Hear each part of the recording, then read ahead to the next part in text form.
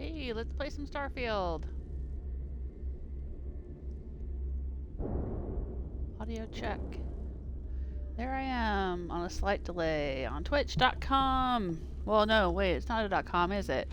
Twitch.tv/JewelSmith. Videos get uploaded to youtube.com/JewelSmith. On that last job, shit ya. Either you or your setup may need some updating. Absurd. I don't make mistakes. My guess is you lost track of your bar tab again. Oh yeah. I'm in the key. It's never your fault, is it? I bet you anything you're skimming. And off for the some top reason it while seems we're like doing all the work. everyone's voices are so loud. Let's try the settings and see if we can change the audio. Master effects voice. Yes, the volume of in-game voices. God, I get tired of everybody talking over me and talking over each other and yelling at me. Alright. Let's try that.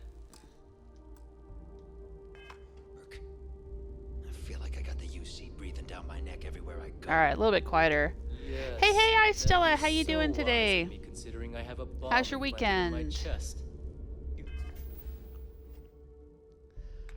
Alright, we are in the middle of the Crimson Fleet questline, where I have been tasked with infiltrating the Crimson Fleet, which is kind of the Starfield equivalent of pirates.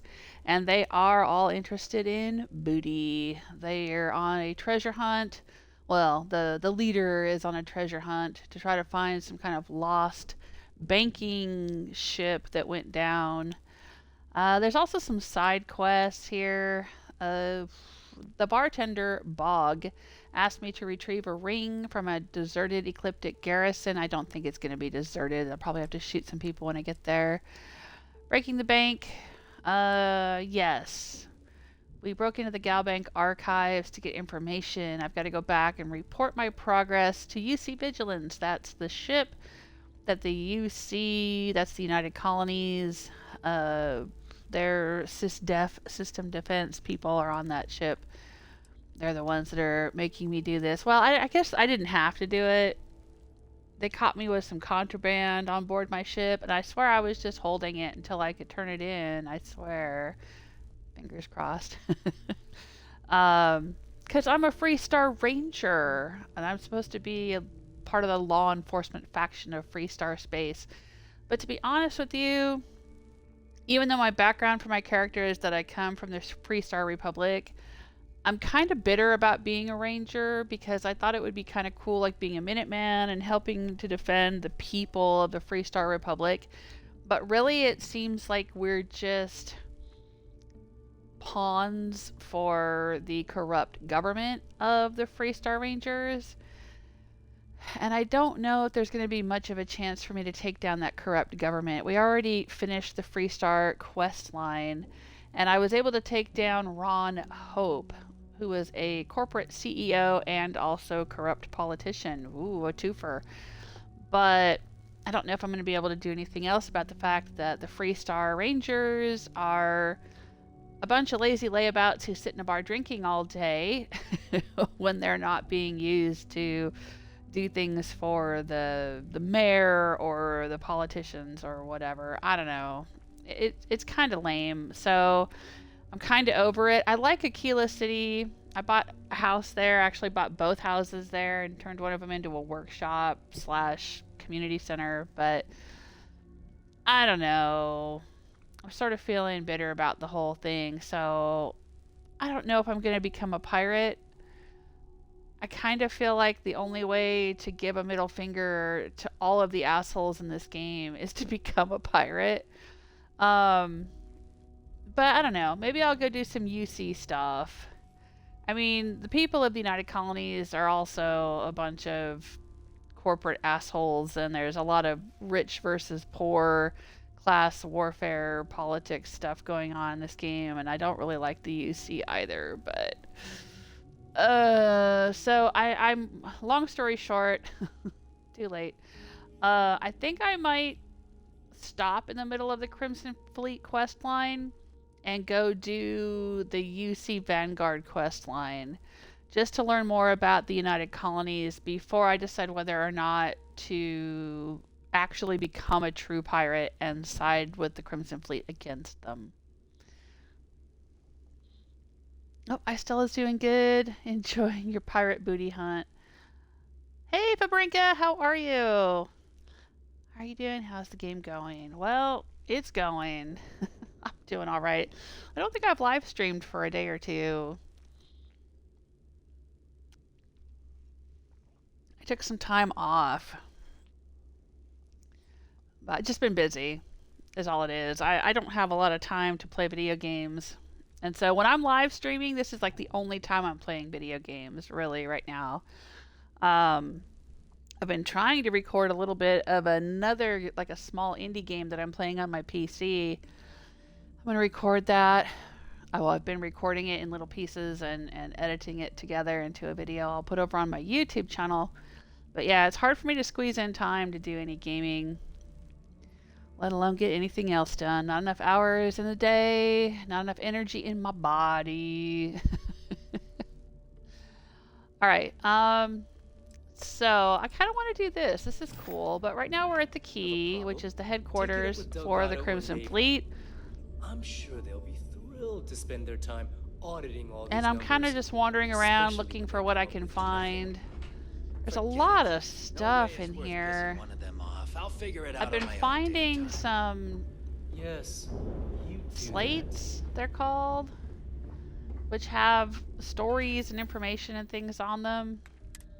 I'll look at my inventory here under notes. No, notes. There we go. There's a series of slates that have an interview with the founder of the Crimson Fleet, who has disappeared, I found out. Nobody knows where he went. His name is Jasper Kryx. And I've got 1, 2, 3, 4. I'm missing number 5. Not sure where that is.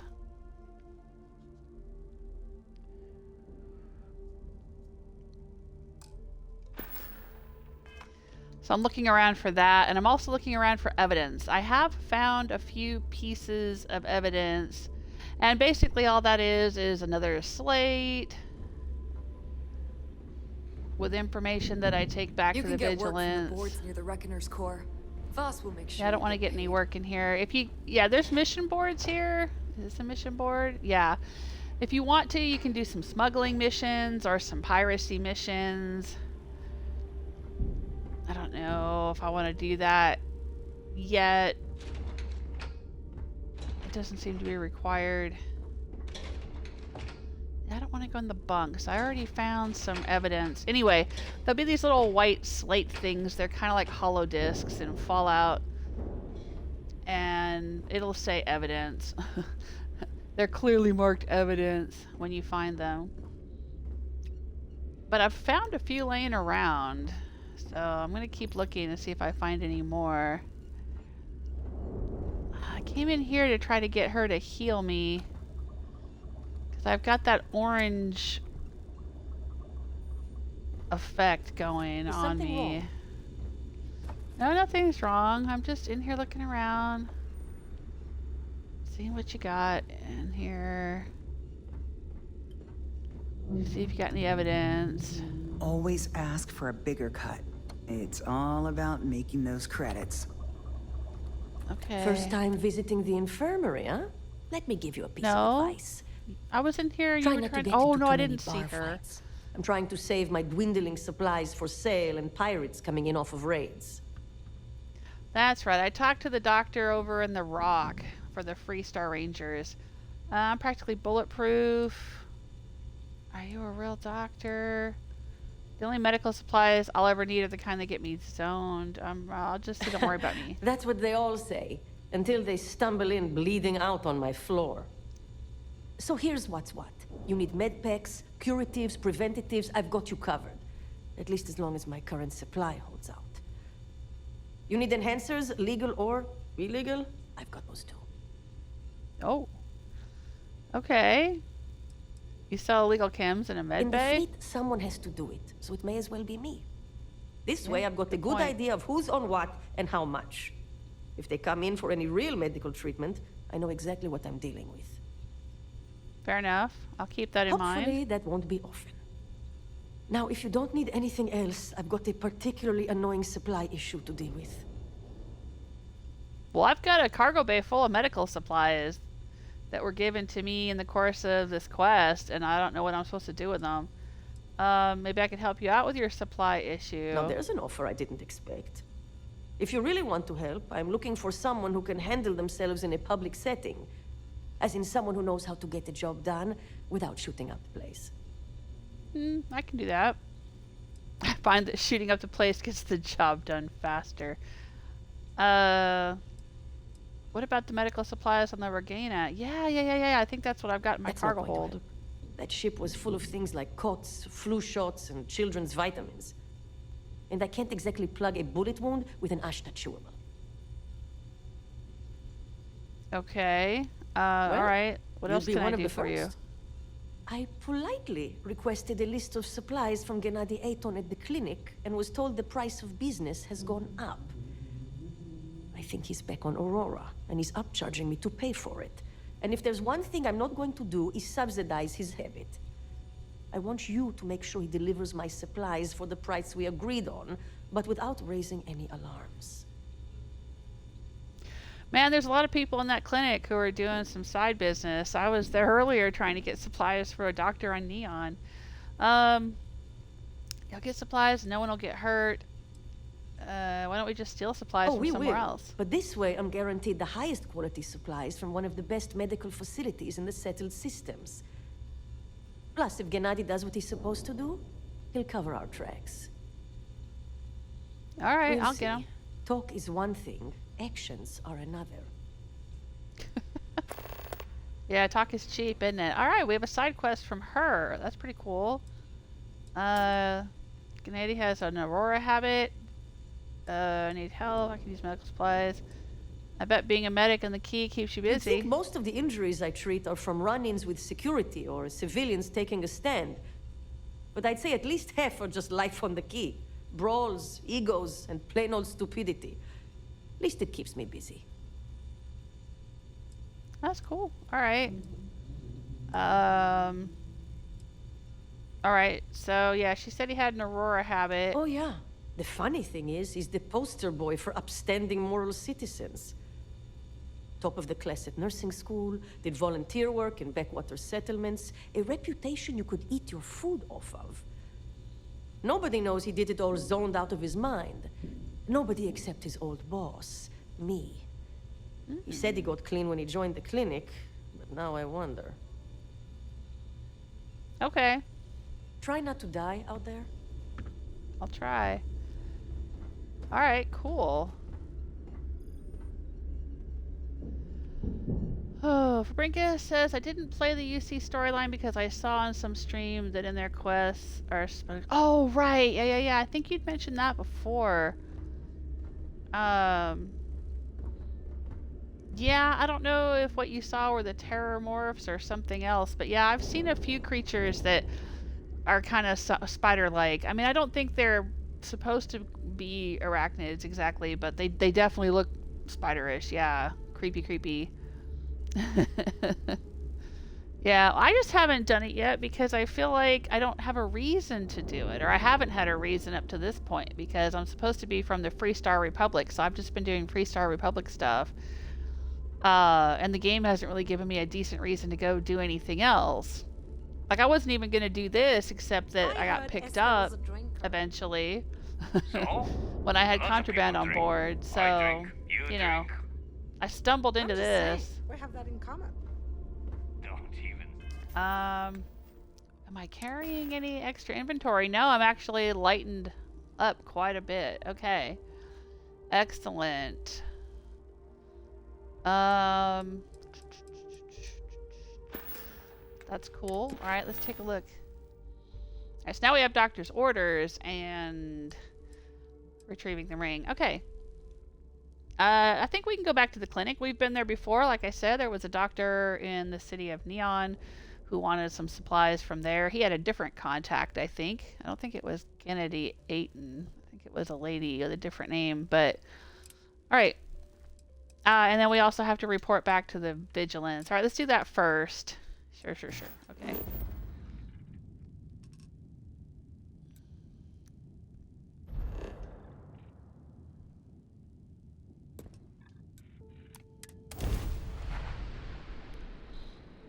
All right, let's go report in.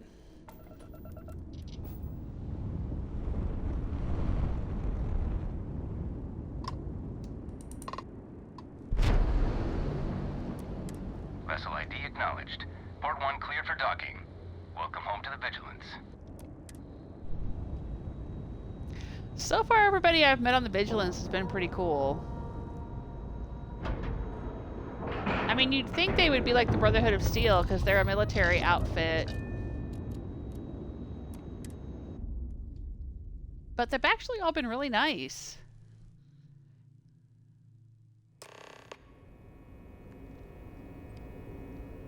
Yeah, let's go speak to the commander.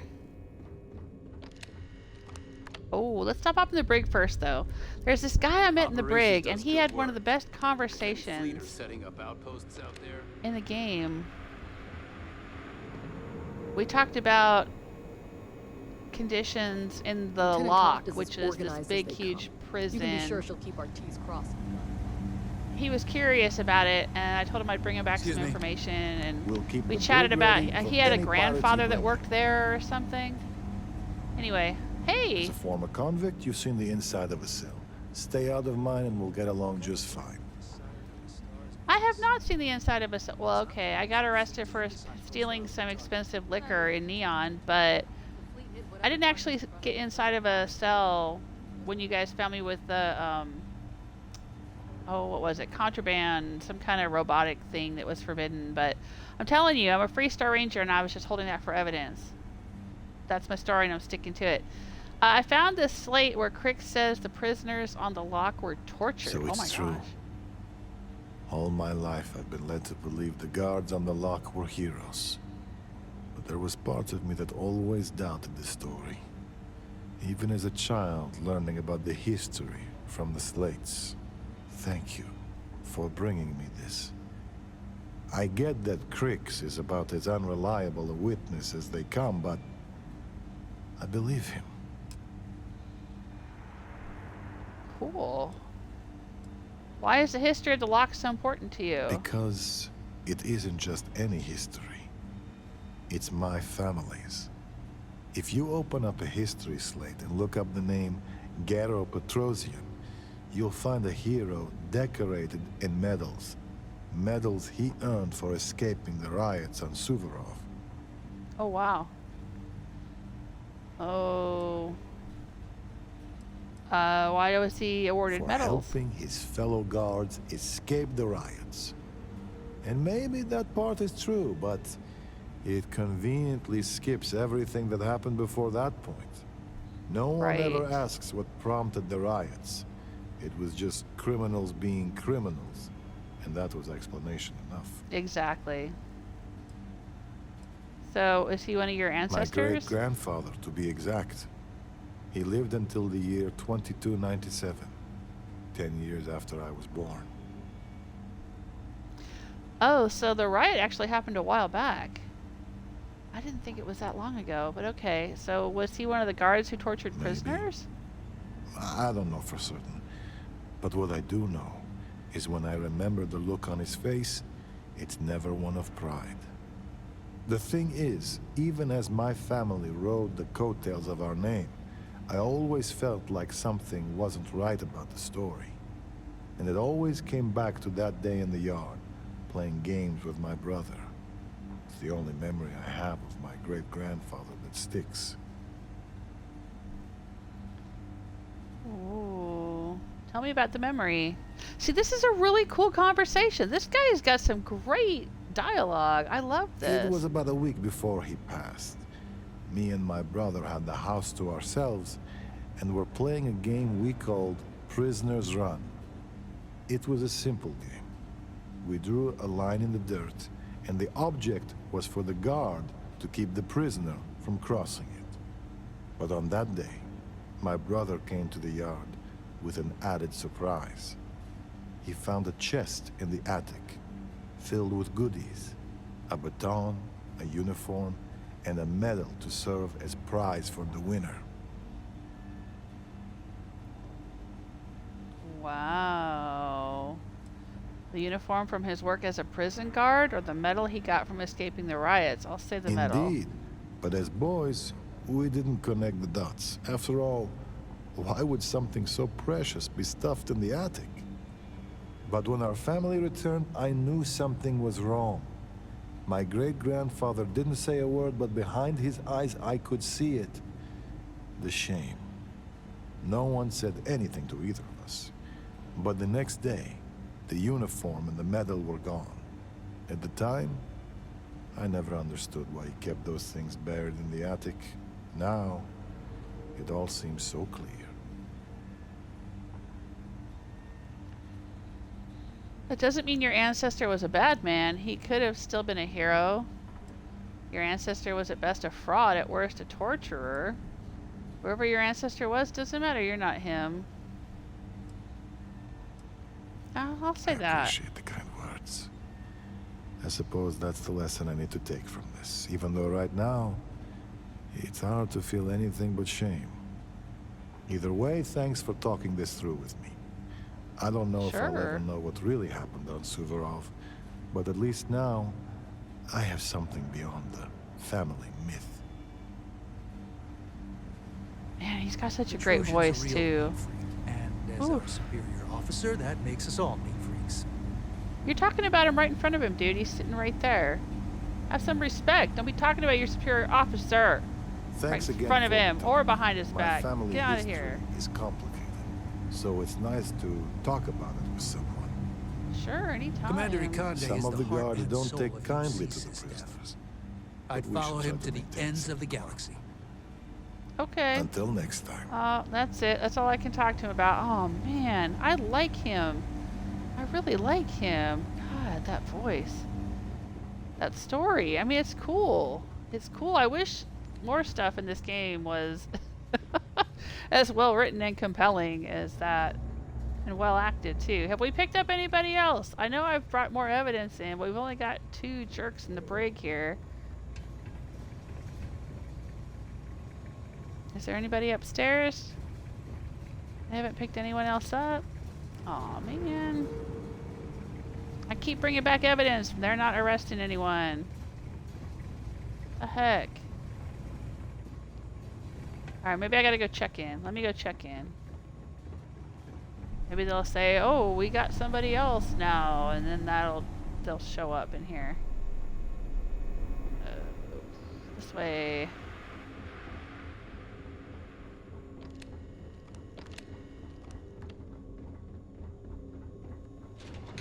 I was reading this last mission report, and what do you think it takes to win the Earth Savior Award? Come on, come on. There we go. And I'm currently running around without a follower because, well, I had Ezekiel for a little bit of this, but because he doesn't say anything. I don't think he has any like special dialogue or anything. They didn't put a whole lot of effort into any of the other followers that aren't the main Constellation people. But I did have Andrasia because I was trying to get her affinity up so I could get her special quest. And I think I'm pretty close to getting it. She's had a lot of dialogue with me, and she's told me a lot of things, but... So I heard there was a bit of excitement on the Siren of the Stars. Your handiwork, I assume? Anyway, but I had to get rid of her, because she did have some dialogue during one of these missions, and it almost felt like she was going to blow my cover, so I got rid of her. I was able to successfully steal the credentials. News travels fast. Some of those passengers should be Nice arrested. work. Yeah, I'll say that. Any specific evidence you picked up regarding criminal activity should be given to Lieutenant Toft after the debriefing. If the evidence pans out, you can visit those alleged criminals in our brig the next time you stop by the Vigilance. But Yeah, for well, now, apparently it what do you didn't have pan on out. Delgado and his little ragtag group of pirates? I stole the Yes, Galbank credentials. And I heard there were no casualties. Excellent work. Except for all those Except ecliptic for the people I ecliptic killed. hit squad that you took down at the archives. We're taking care of that mess, by the way. Thanks. Speaking of which, I assume you copied the information from the Galbank's computers. Let me see what you got.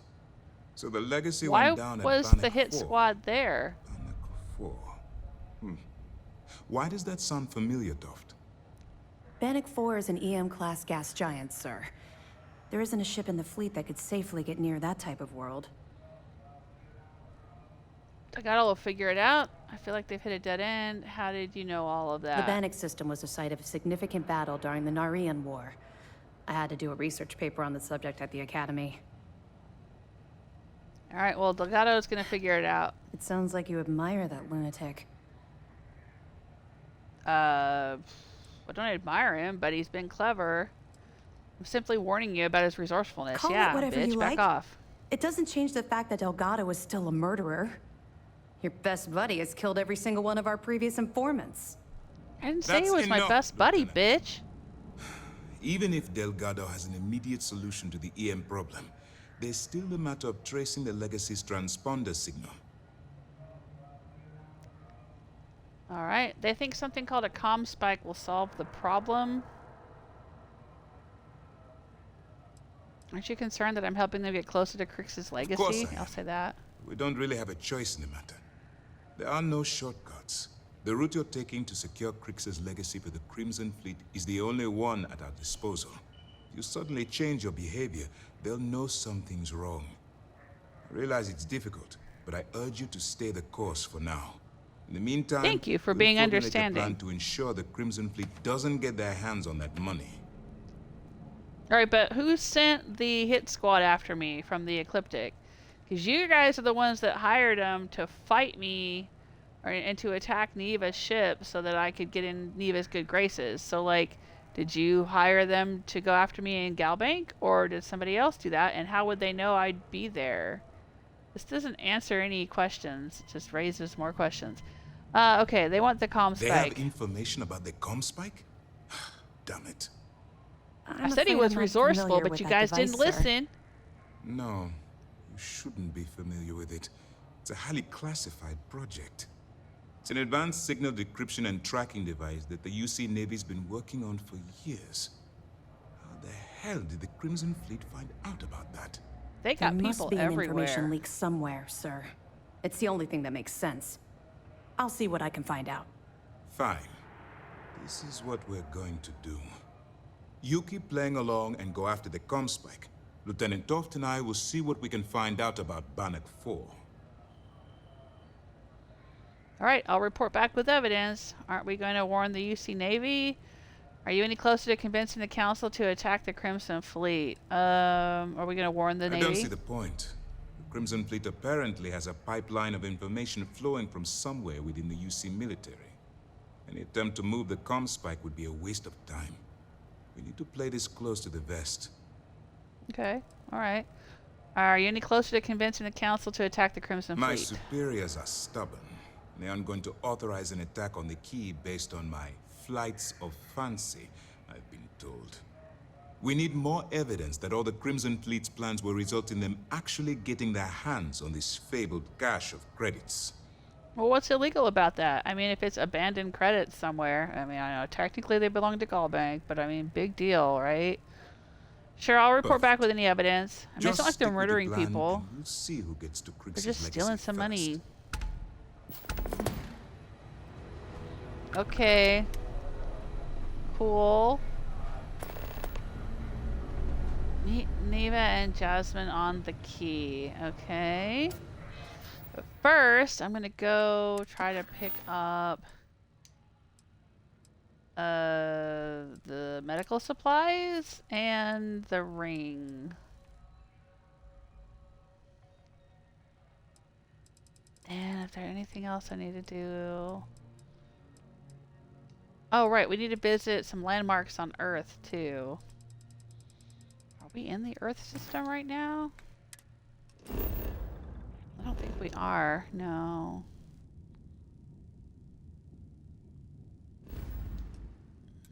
Where are we at? Right, we're out here.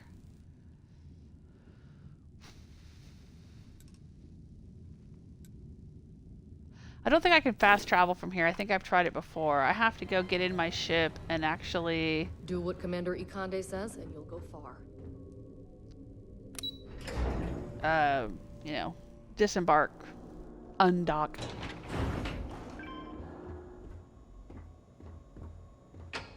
Fair point. I guess no one's gonna miss the award then.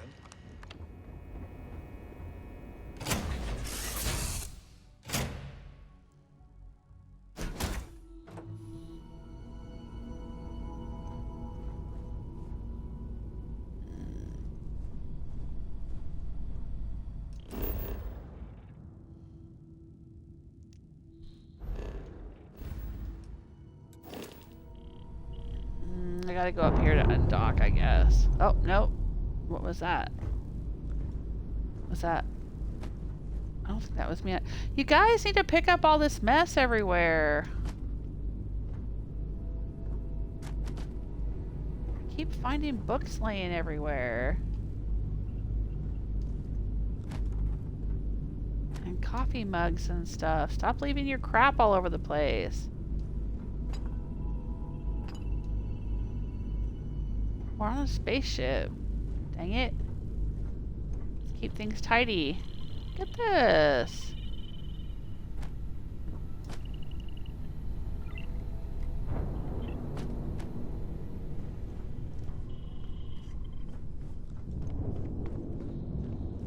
Hey, Zeke. There's something I can help you with. We're just gonna undock and get on with getting on.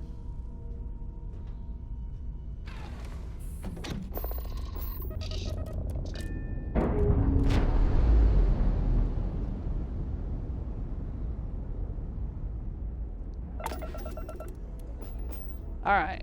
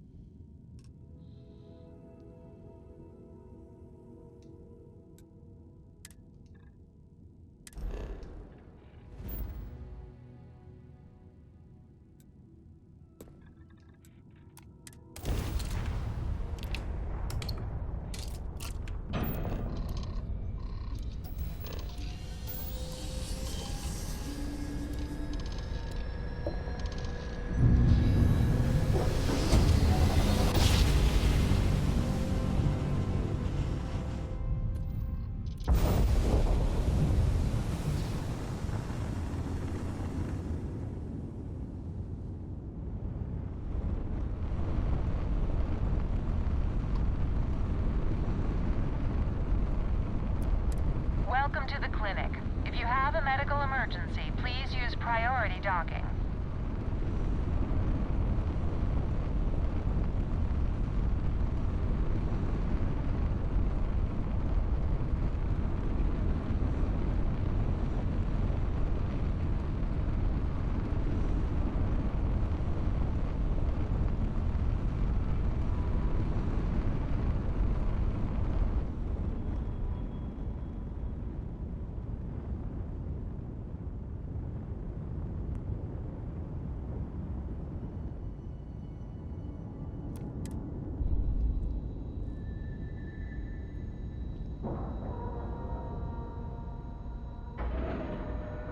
Yeah, I don't think this game has a radio station.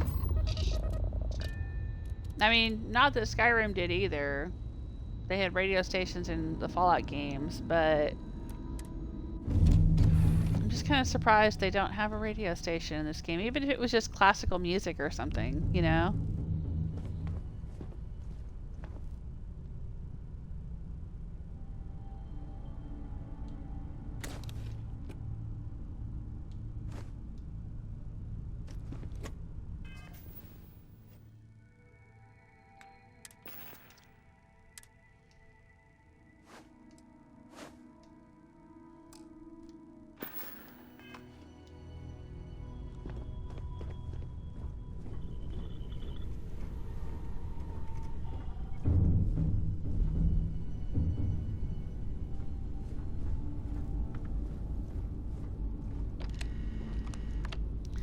Dang it, another notebook laying in the middle of the floor.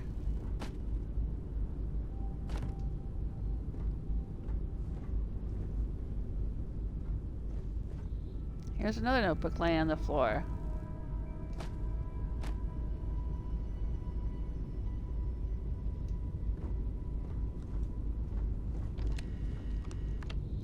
And a digital frame just sitting there on the floor. Why is all this crap getting knocked all around everywhere?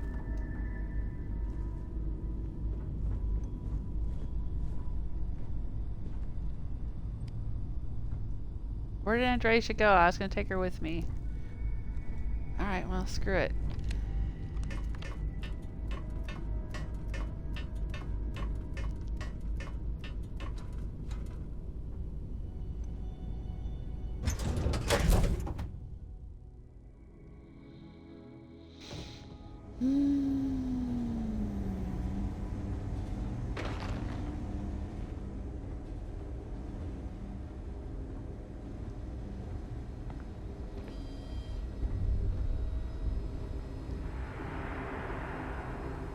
Hi, how you doing?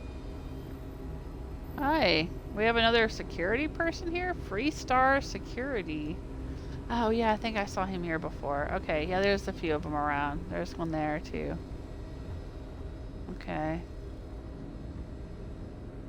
I think this was the lady I had to talk to. Yeah, Laura. She's the one I had to talk to before to get the supplies for Neon. Running this facility is a challenge, even when there isn't. Now I've got to talk to him. Is there something I can help you with? You look a bit lost. Samina sent me. I'm here to make sure you follow through on a delivery. I'll say that. You're fleet, aren't you? Shh. I should have known she'd send someone. Look, the price of goods here has gone up. Doubled, tripled even. Does she not even consider a cheaper supplier? She really should. I thought you were overcharging to fund your Aurora habit. She doesn't want low-grade supplies. The clinic offers the best. No, we aren't changing suppliers. You made a deal and you have to honor it.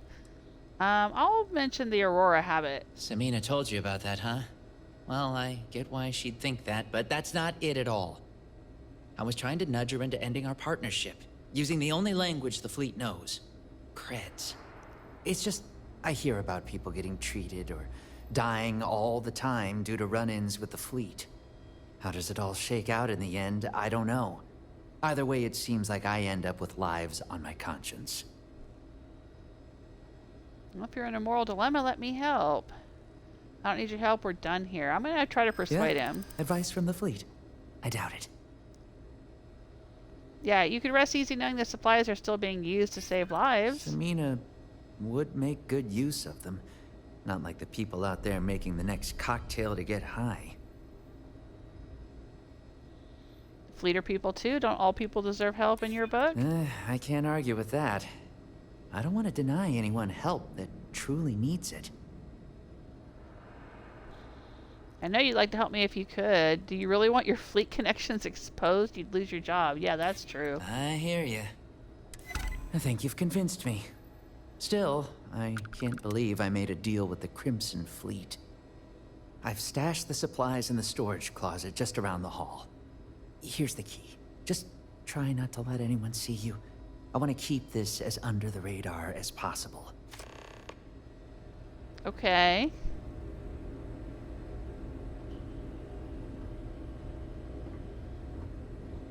How do I go and find them?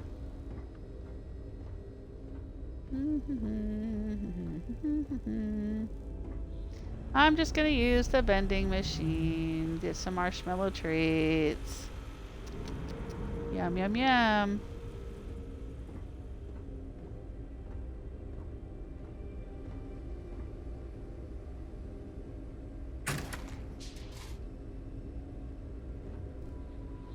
I don't think it does me any good to steal any supplies here, because all I can really do is sell them.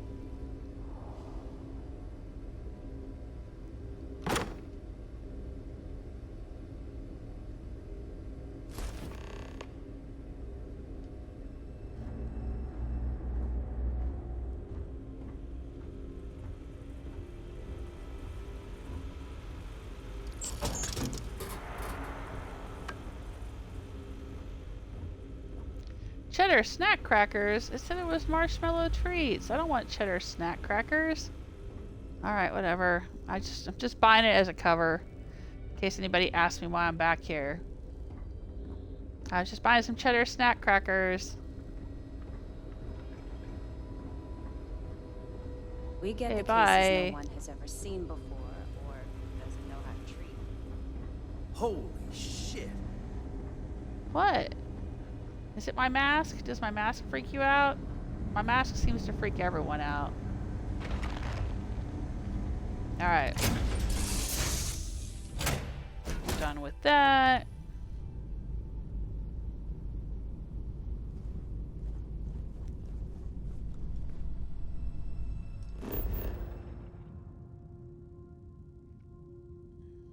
So where to next?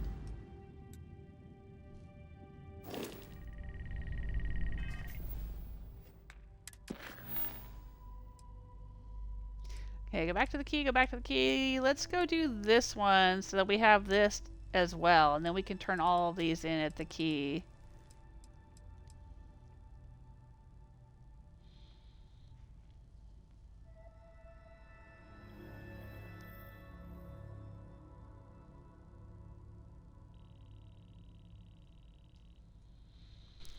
Actually, before we leave...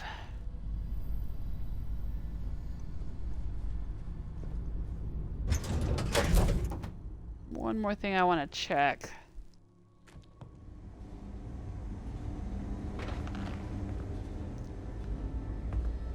Every time that I deal with one of these people in the quest line, there seems to be some evidence somewhere.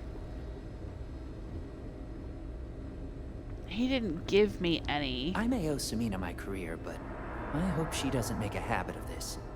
But is there some laying around somewhere? Oh, more sweet rolls. Like right here. Oh, there we go. I don't appreciate you trying to change the terms of our deal, so I'm going to pretend you didn't mention it. I'll be sending a courier to pick up the supplies as usual. Have them ready. Blah, blah, blah, blah. If you're having any misgivings and need motivation, I advise you to keep the following in mind. I may work for the fleet, but these are people too. Second, I know all about your sordid little habit. So let's get this straight. If you think you can charge me to fund your dirty little secret, think again. Alright. So there was some evidence. Excellent. Kind of hard to see though. I'm glad I went back to look. All right, dear.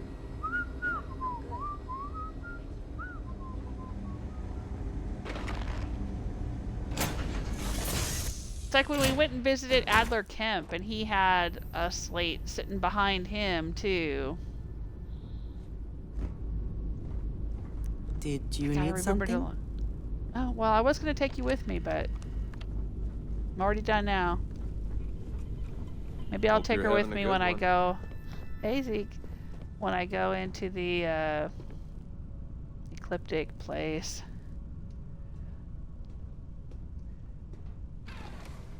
Yeah, I gotta remember to keep my eye out for evidence.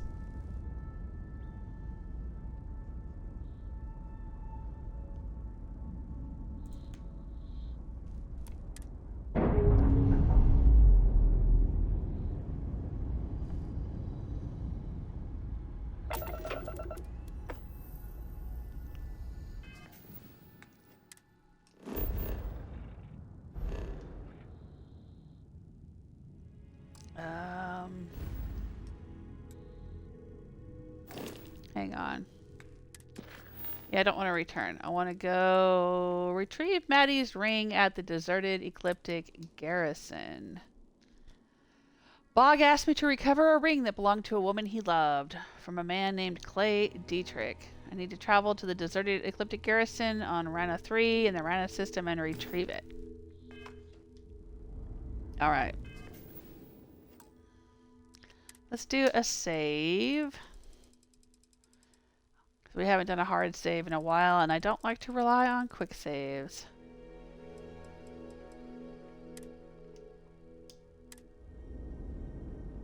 Alright, now let's go.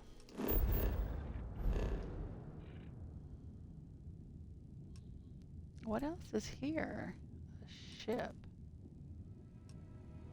What's here?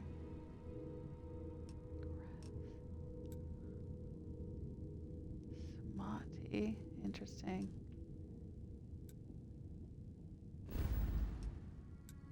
All right.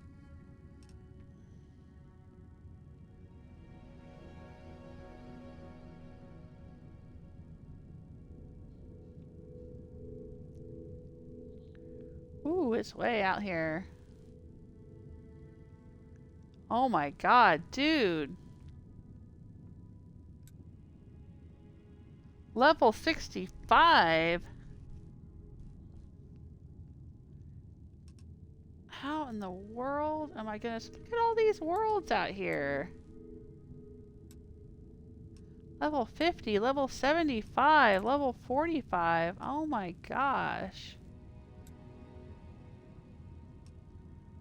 Alright, I don't know about all that. Let's go... Since we're right here, we'll go visit the landmarks on Earth. Instead.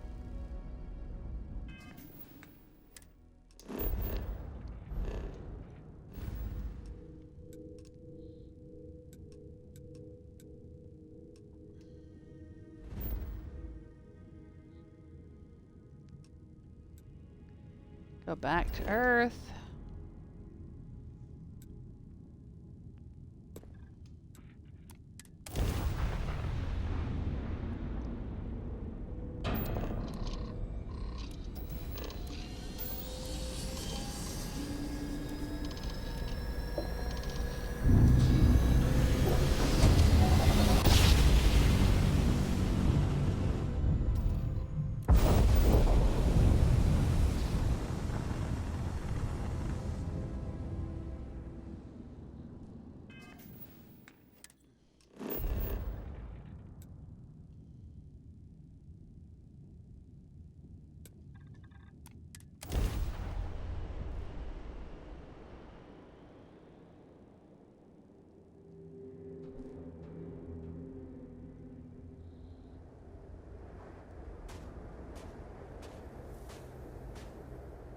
Oh, I think that's my ship over there. Okay, okay. Yeah, extreme solar radiation. Wow. For some reason, everything else is covered in sand and ruined. Like, ruined beyond the point of even being able to see it. Except for this skyscraper. Sure.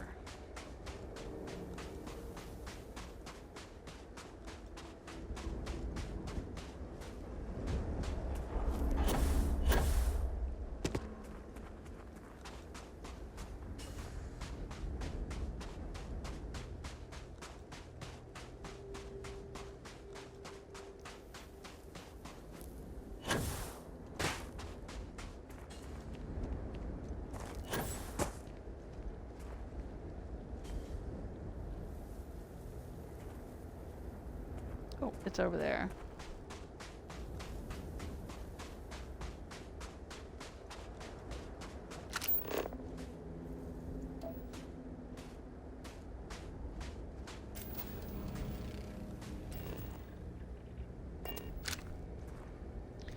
All right, we got ourselves another snow globe.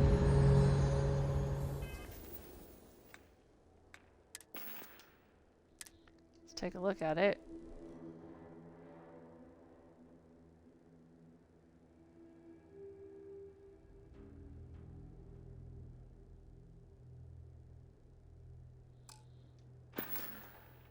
All right.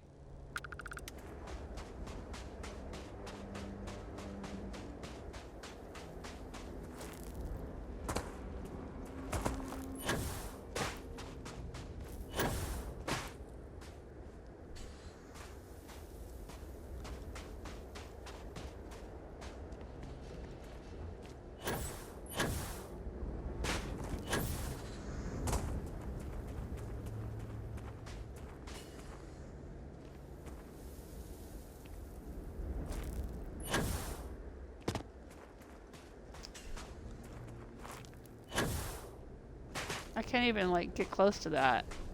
There's an invisible wall here that won't let me jump up into the building. Okay.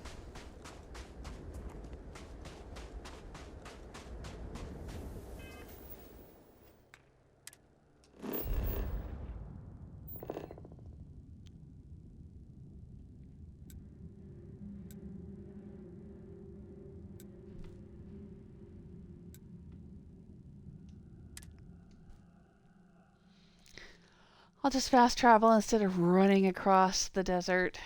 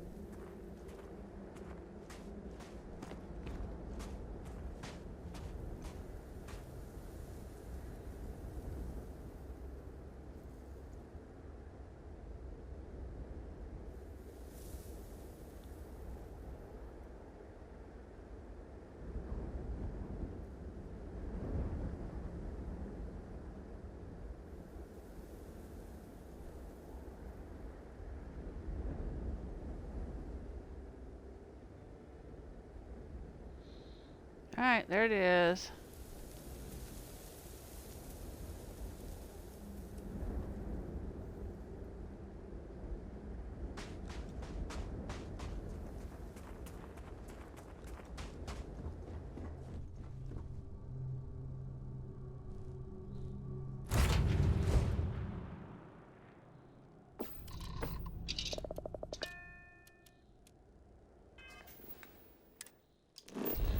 Now let's go.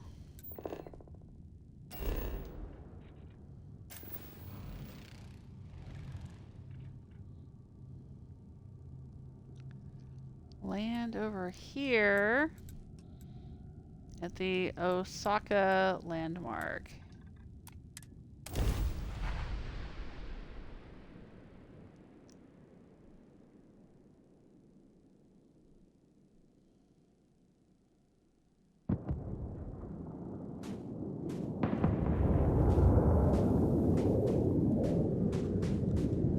What am I hearing?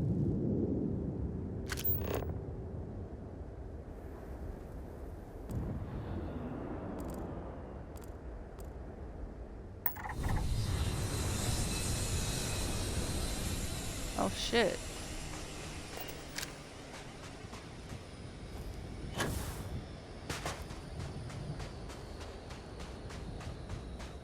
Something's landing over there.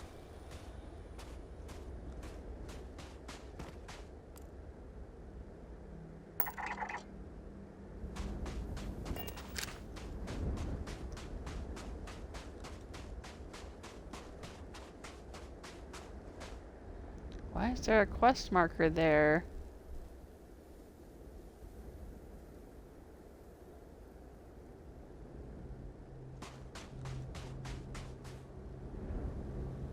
What quest is active?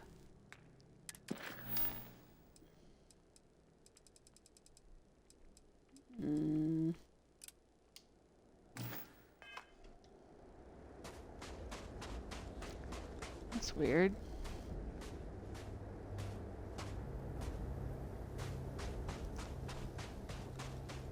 Alright, let's go grab the snow globe.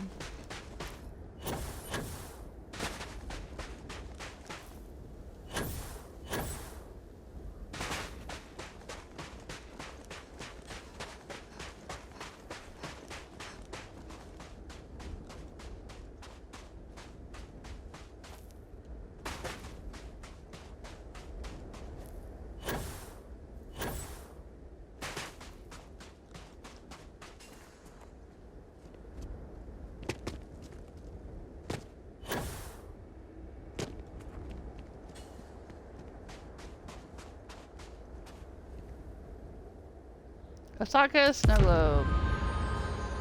Got it. That was loud.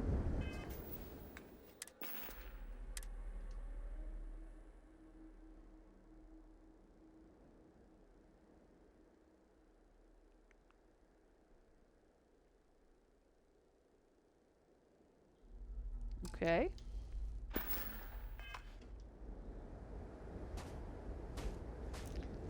There's usually not anything else to see with these landmarks.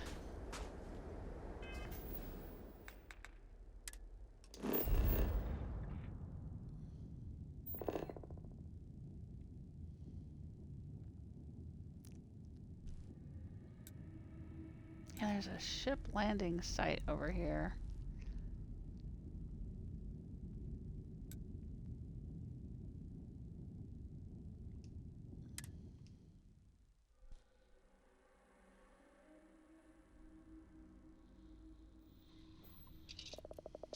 I'm not gonna mess with the ship landing site.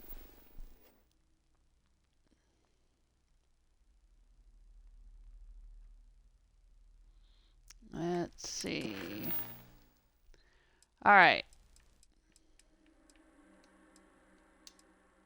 Oh, right. We have some evidence we can return to Lieutenant Toft. Well, let's see. What else can we do? Return to Samina. Continue the main Crimson Fleet quest line.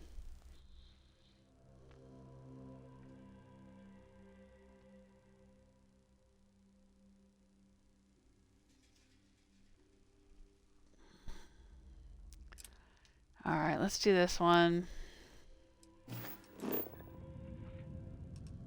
Oh, we're really close.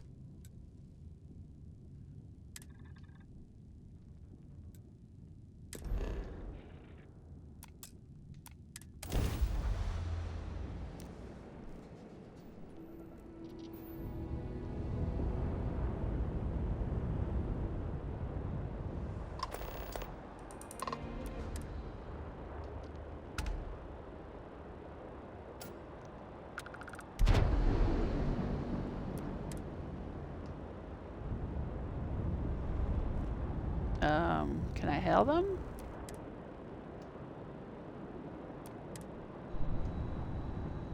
I guess not.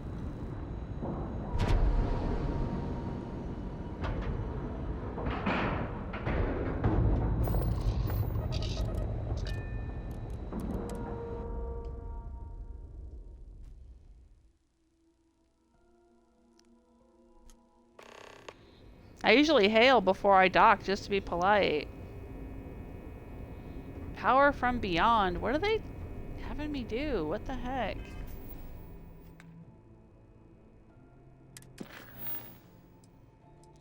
Oh, because I came here to Procyon B. I have to acquire the power on Procyon B. I haven't even used the power that I got to begin with. I'm ignoring this main quest stuff because I just do not care. But maybe since we're here, I should just go ahead and do it. Oh, this guy's back. Siren of the Stars, huh? Pretty fancy for a pirate. Mole. Later, Gator.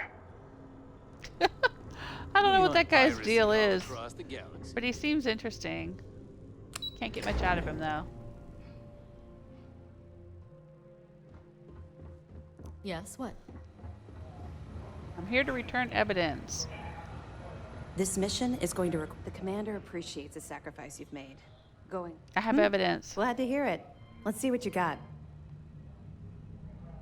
Apparently the Key's been getting its medical supplies from the clinic. It. I knew those supplies had to be coming from somewhere, but I never expected them to be leaking directly from the clinic. I'll have to contact Mast and let them deal with this. Freestar Collector territory is out of my jurisdiction.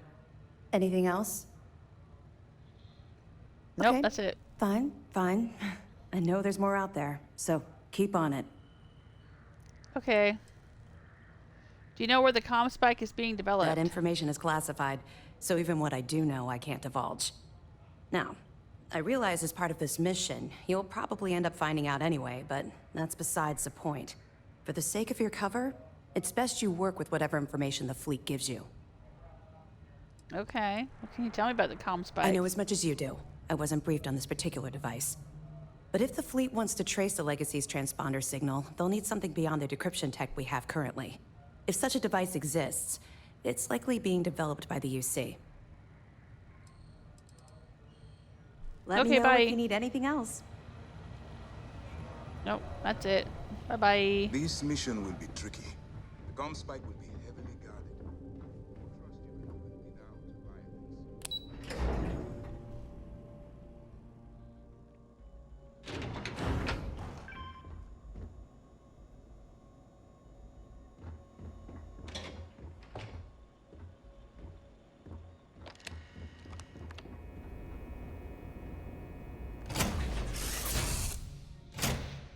All right.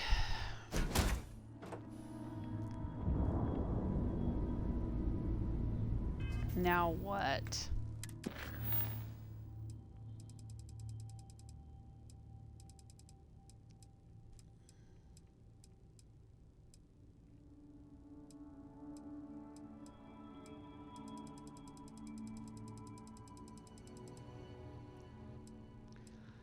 All right, fine. I'll do the power from beyond.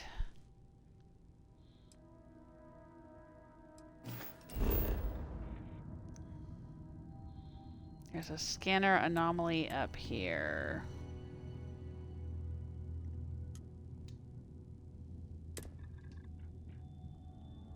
Ooh, that's a pretty bright blue star.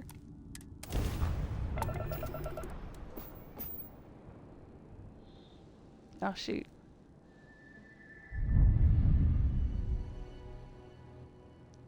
Who are all these folks? Oh, alright, these are my UC SysDef people. Okay. I thought I was setting a course to fast travel down to the planet, but apparently I'm just... I don't know what I'm doing here. Alright.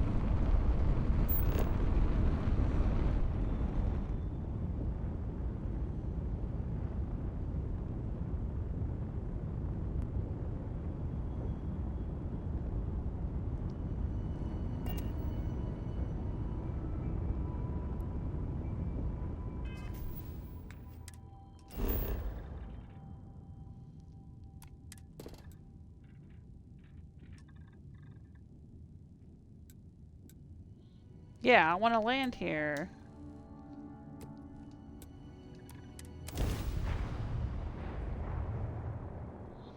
Ugh, I'm still getting used to all the menus I gotta go through and exactly how you fast travel around the galaxy. It still confuses me sometimes.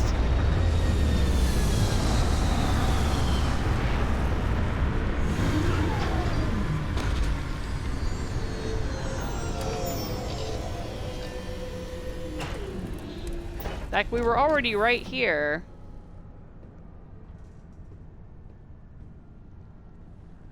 But I had to fast travel here again somehow, and then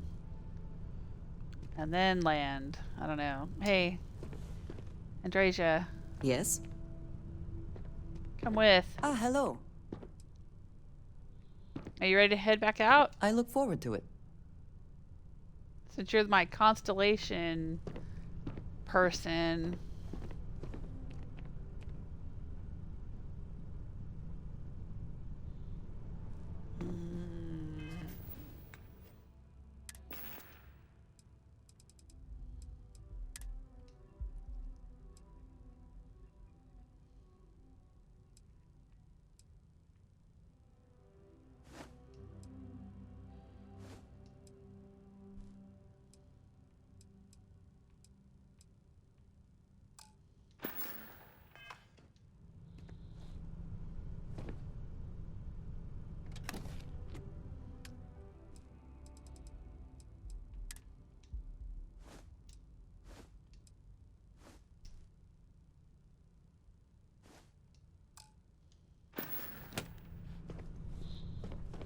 Alright.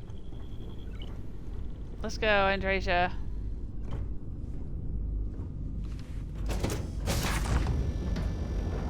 I've only ever done one of these before. We should still be cautious.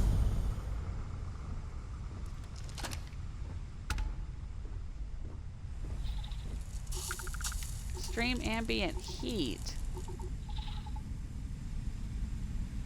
Okay.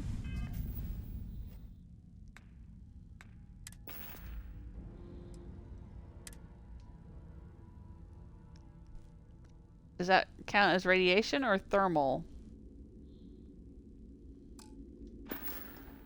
Who knows? Alright, so what am I supposed to do exactly? Follow distortions in the scanner and acquire the power. Alright. From what I've heard, this is exactly the same every single time you do it. So, let's just get her done.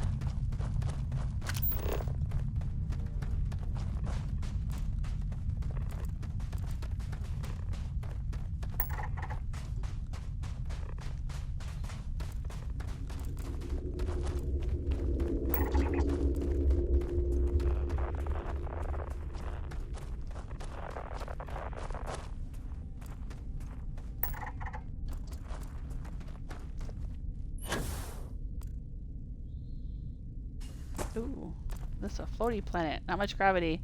Alright, so we have an anomaly there. An anomaly there.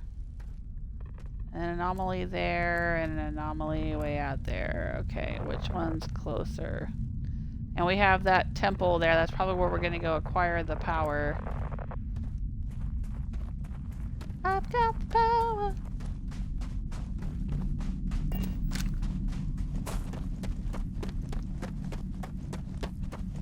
Alright, let's go.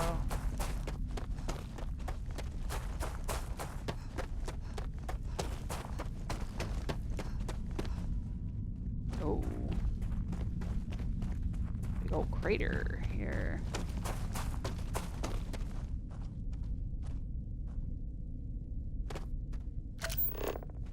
What have we got here? Aluminum. Is it annoying if I say, at least it is a dry heat?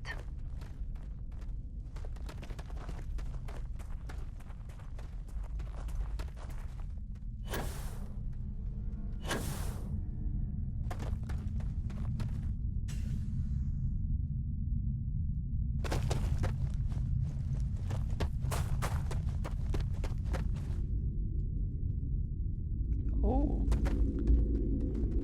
There's floaty rocks. Gravity disturbance here.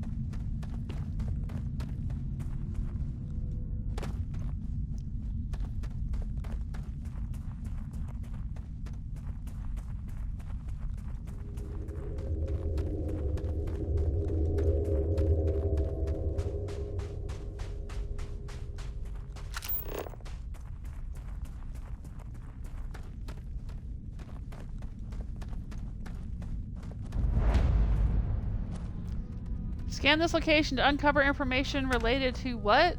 What? Don't leave it up long enough for me to read it or anything. Environment... What?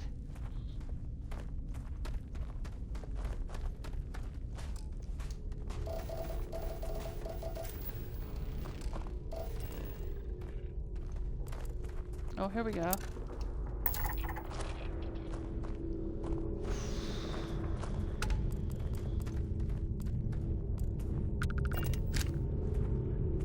Right. I gotta... Okay. Right. Okay.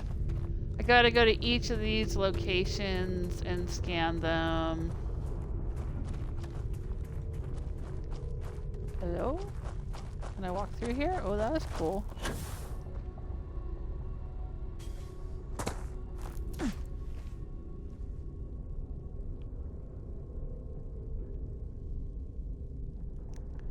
These weird floaty rock ruins here. They look cool.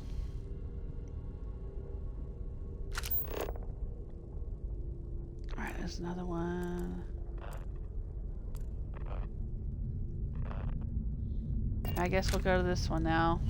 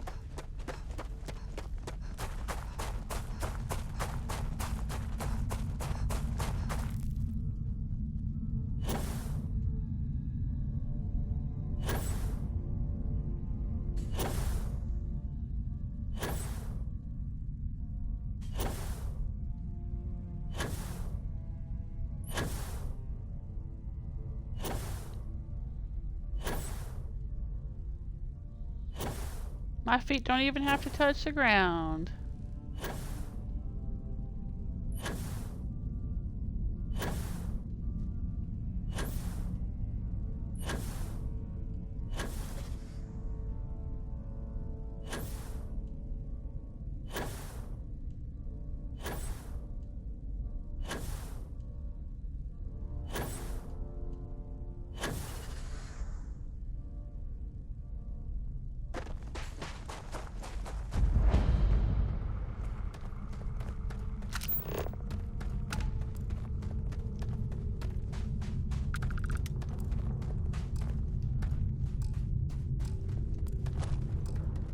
I guess I don't have to scan this one?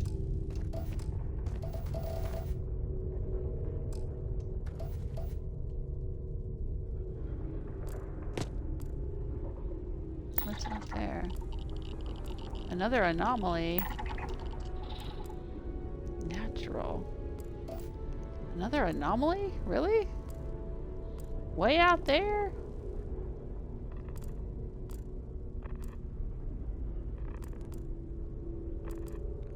I thought I had to run around and scan all these anomalies.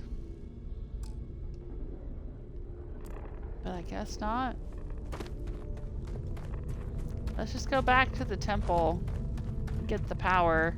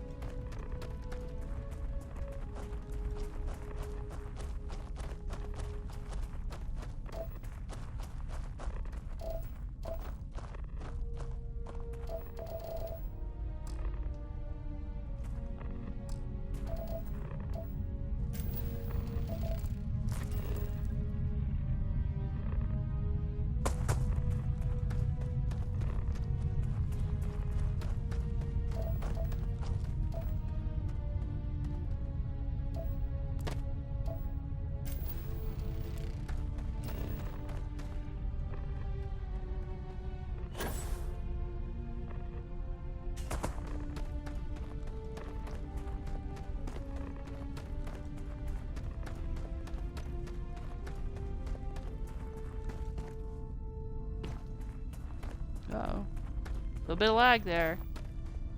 Don't scare me, game.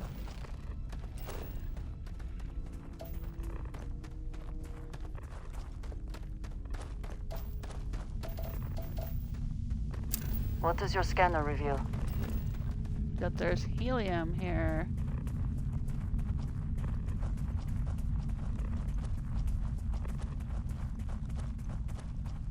Oh, the sun's rising. That's pretty cool looking, actually.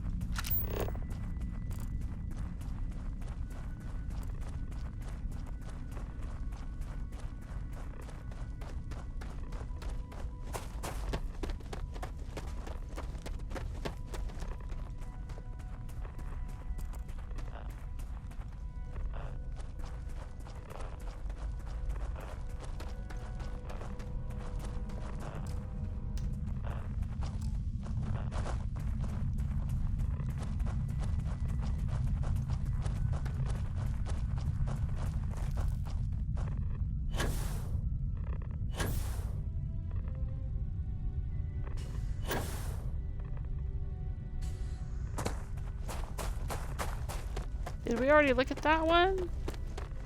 And that one? They're awful close together. Yeah, I think I remember those floating rocks, maybe?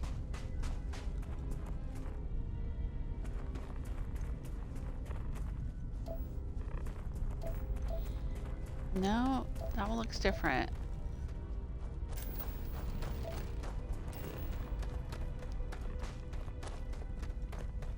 That one's got the Olympic rings on it.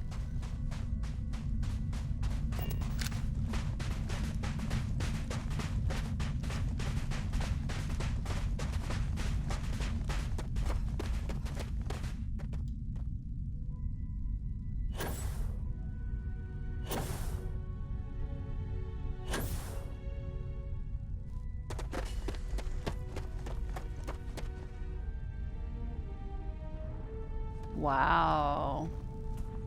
Look at that.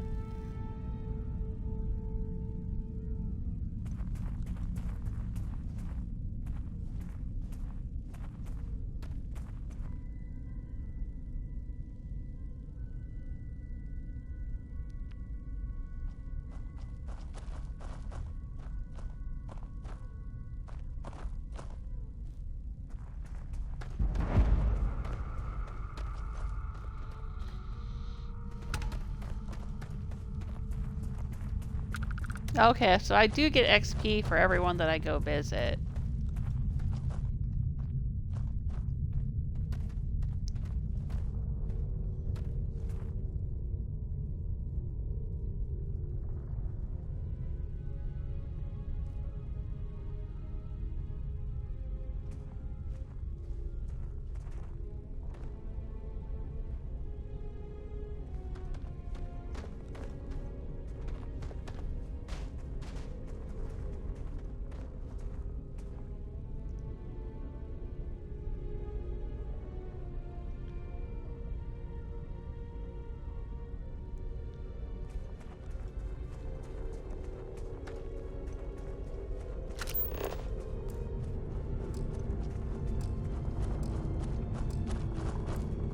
Nope, I can't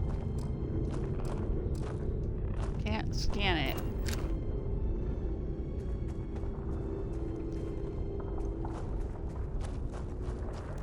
Making weird noises.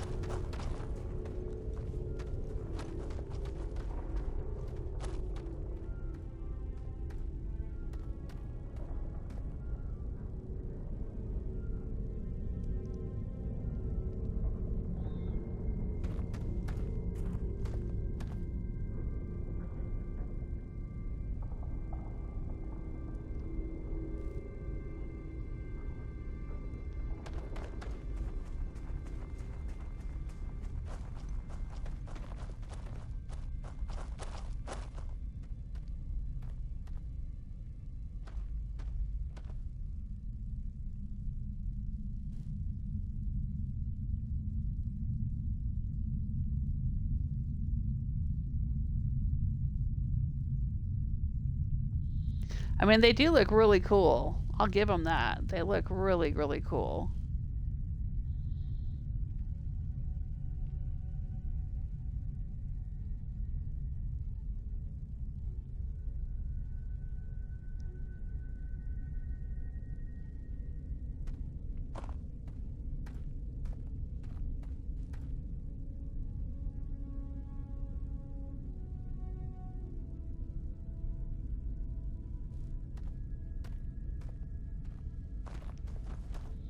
Alright, there was another one right over there.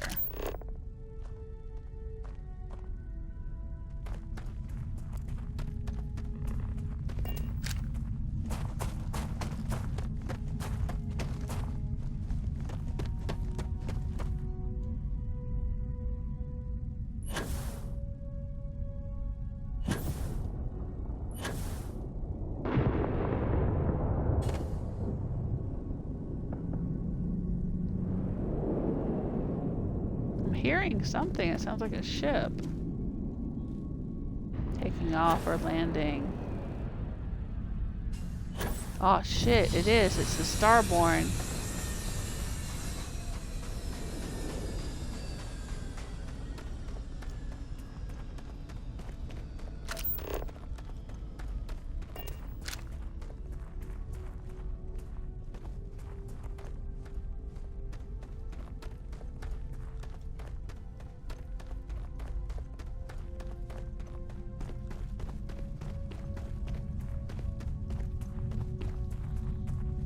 I've run into a Starborn ship before. I couldn't get on board, and I couldn't interact with the Starborn people that came off of it, and when I killed them, they just vanished, so I couldn't loot their bodies to see if they were human or alien or what. And they were hostile. They showed up as little red blips on my compass. So they don't like me, but I don't know anything about them.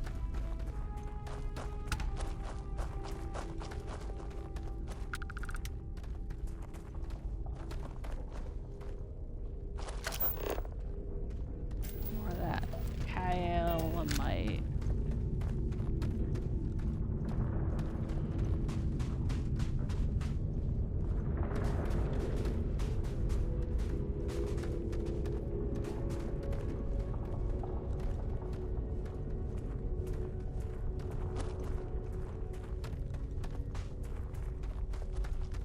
I don't know if they're going to be coming towards this thing or going away from it.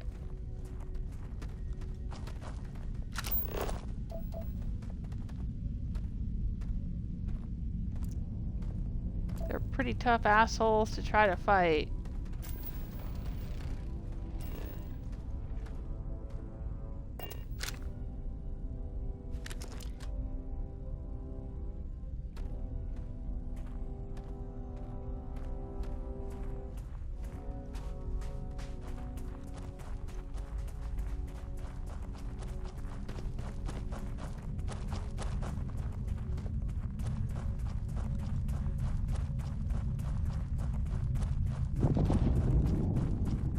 Oh shit, there's another ship over there?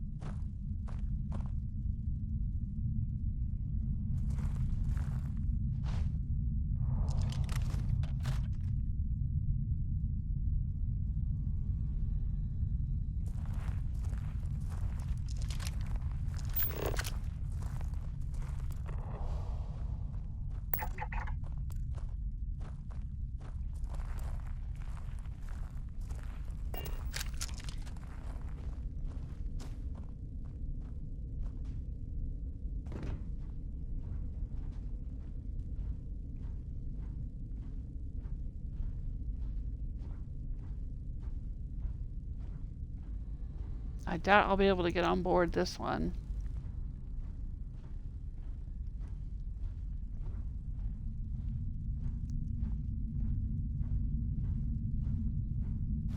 Yeah, inaccessible.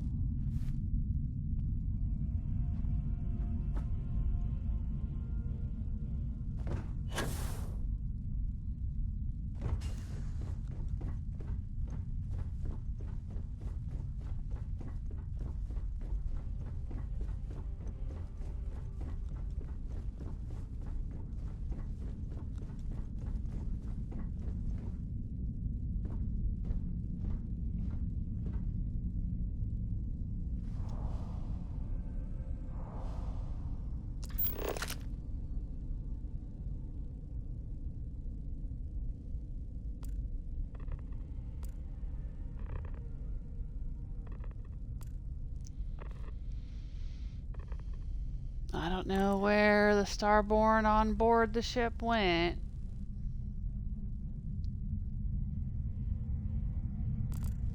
I don't see them anywhere.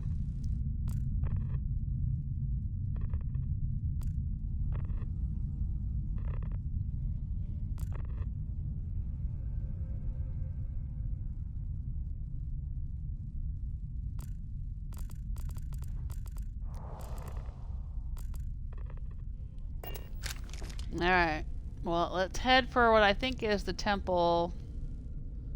Follow the distortions.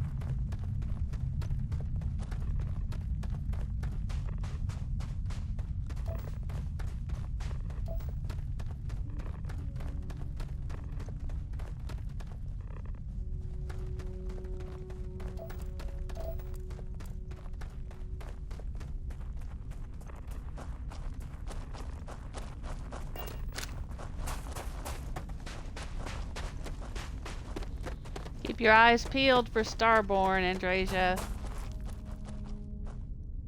They could be out here anywhere.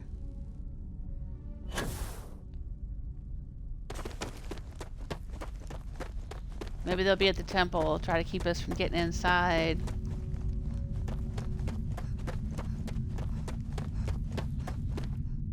The last time that we went into a temple, which was also the first time we went into a temple, it was guarded by the indigenous creatures that lived on the planet. So that's not registering on the scanner, but it looks like something.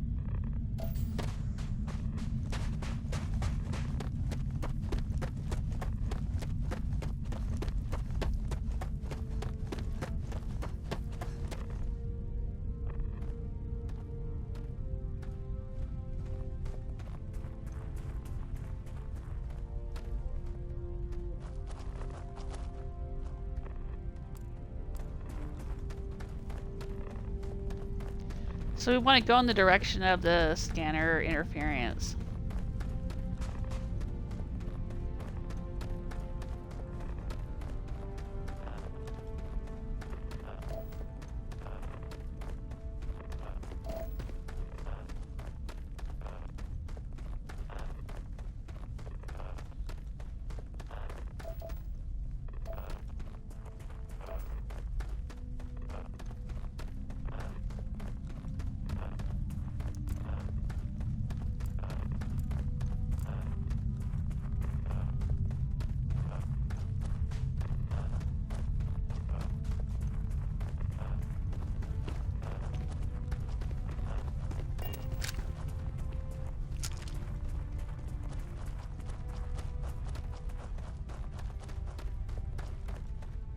Oh, right. That's it right there. Yeah. We know what a temple looks like.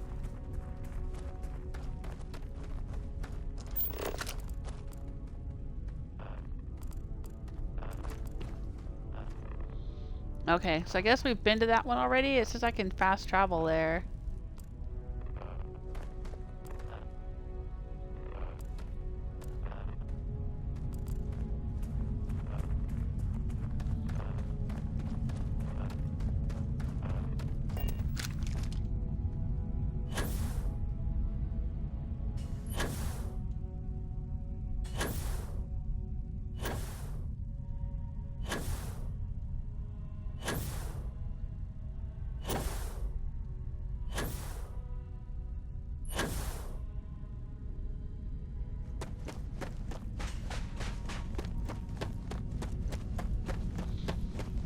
I know, this is a whole lot of running around on the planet's surface, isn't it?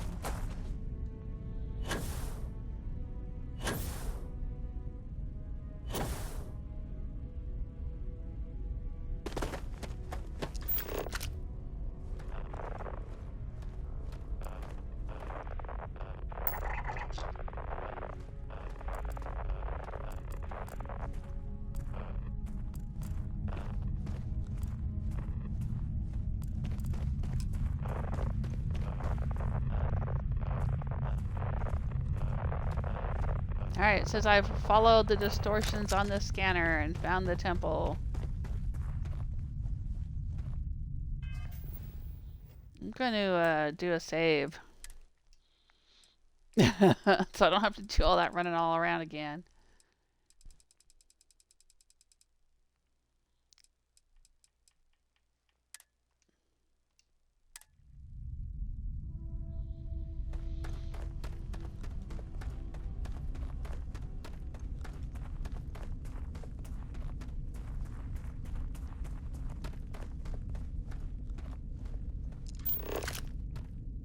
Almost looks like there's trees growing around it.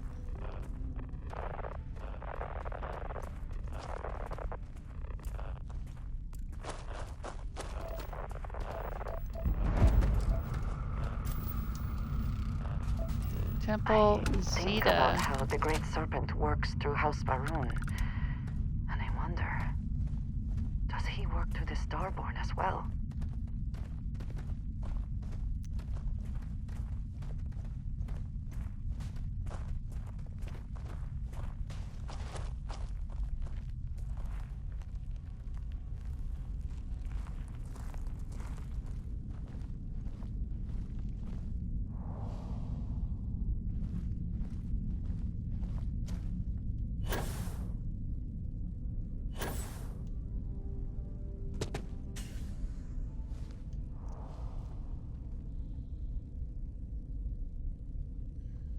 How do we get in?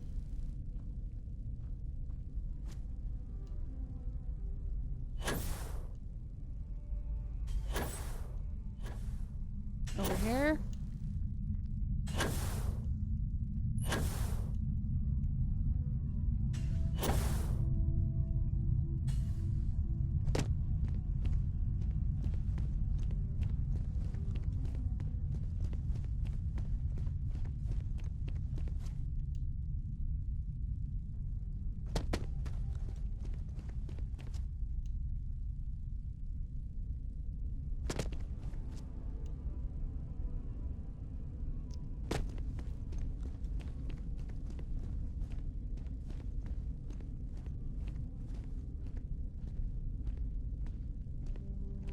It sure is creepy.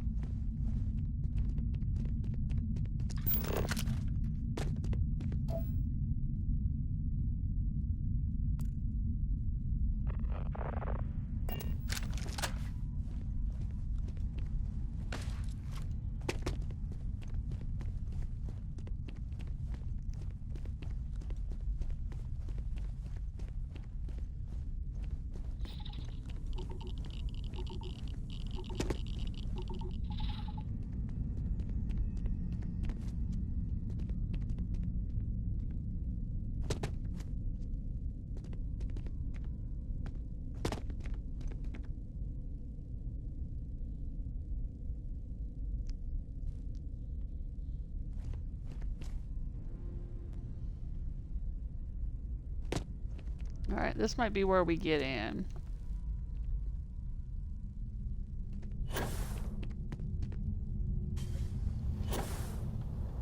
Yeah.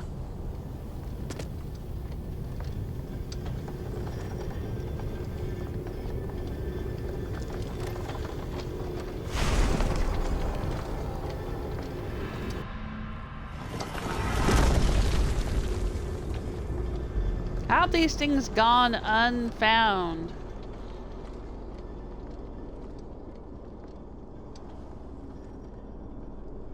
I mean, I'm really surprised that other people haven't gone around to all the planets and done scans and stuff.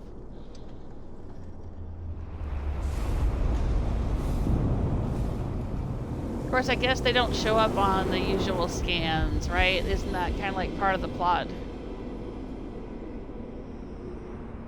Alright, I can go up. Right, I gotta go up and get into these things.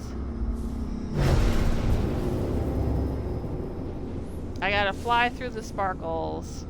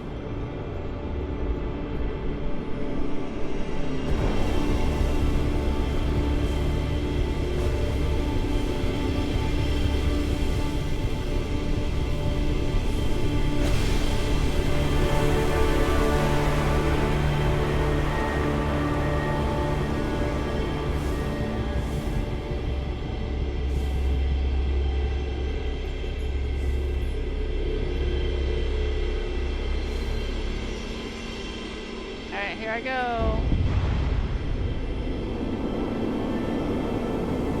Make me space, Jesus.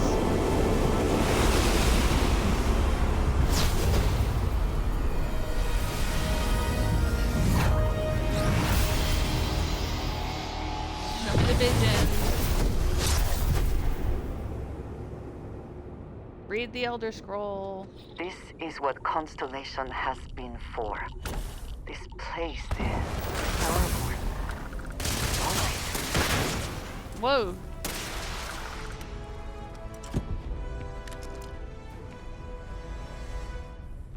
We got Starborns. Where have they gone?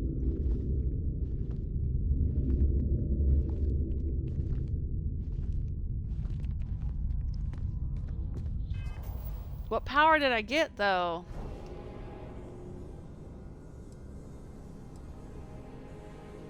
Grab dash. Manipulate gravity to propel yourself forward and briefly increase any damage you inflict. Okay. Right now I've got anti-gravity field.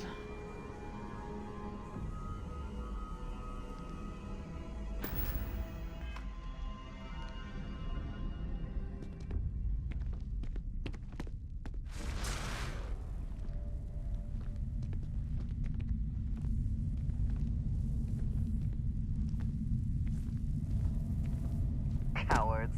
Time is on our side in this little game.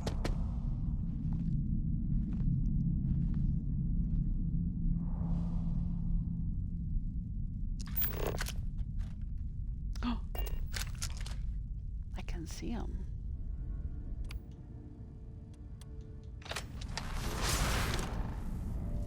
Patience. Time to search for regret.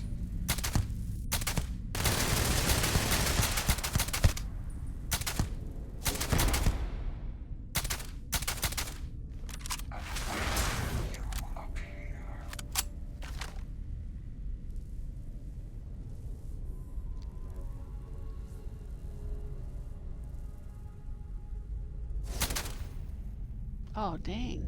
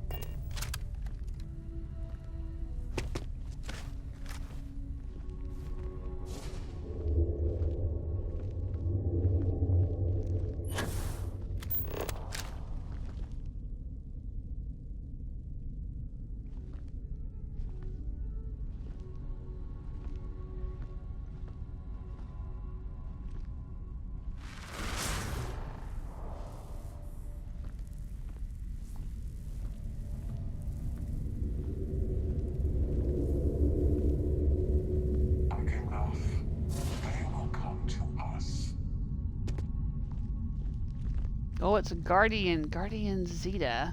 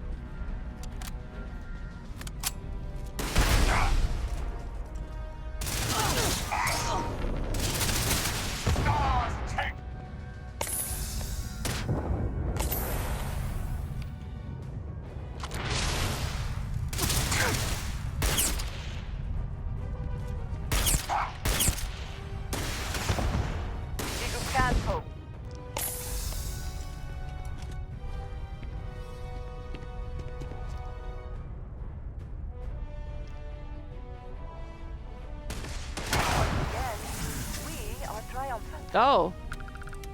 Thanks, Andrasia.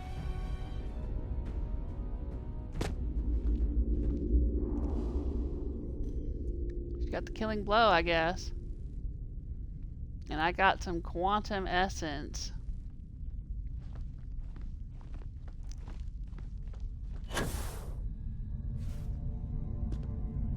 Hey girl, thank you.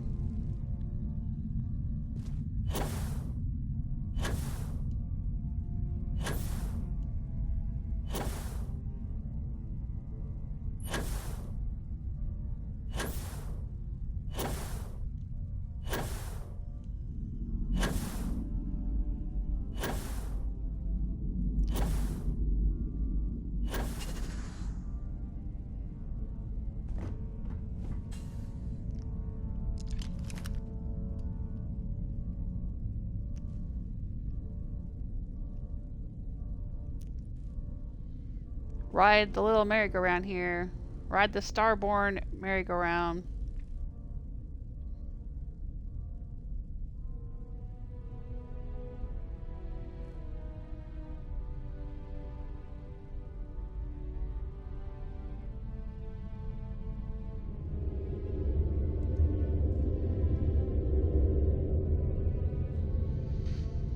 Huh. So, just one Guardian, huh?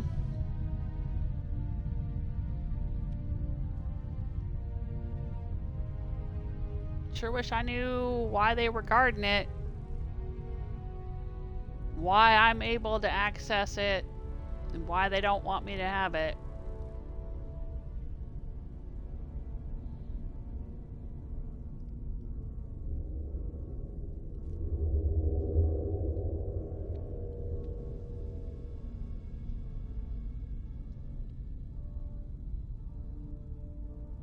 Oh, Andresia made it up here.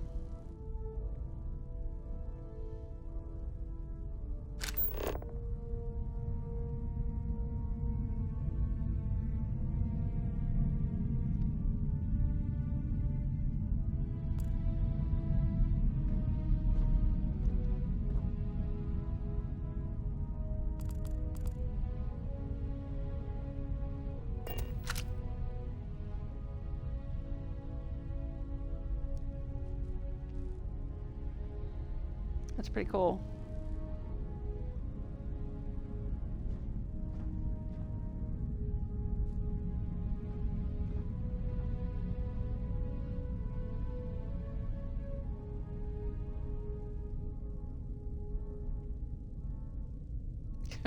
Just riding around and around on this thing.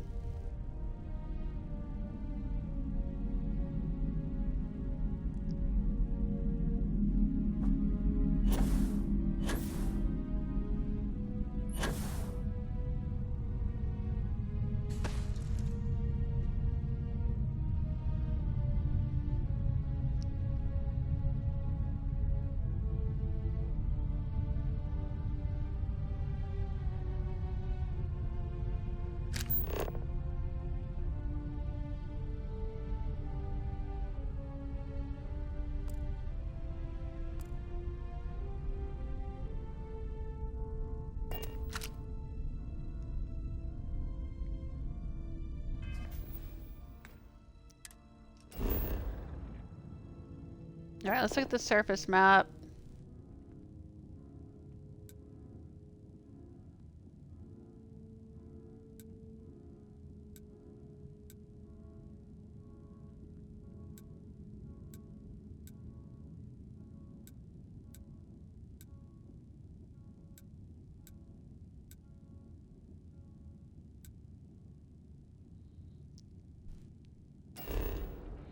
Alright. Let's go back to the ship.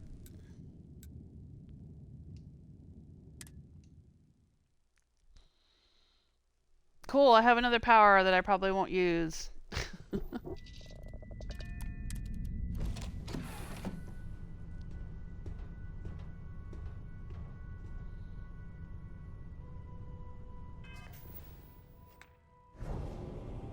Let's go ahead and activate it.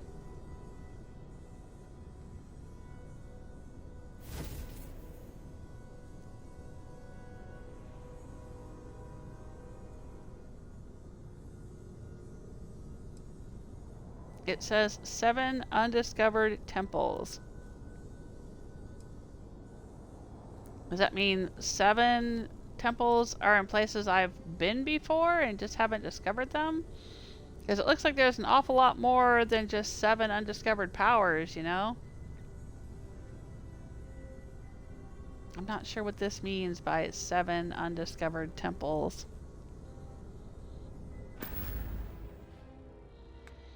Alright. But let's look at the rest of our quests here.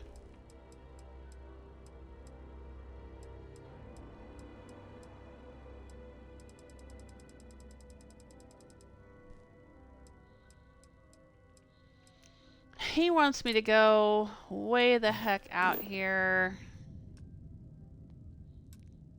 to a level 65 area.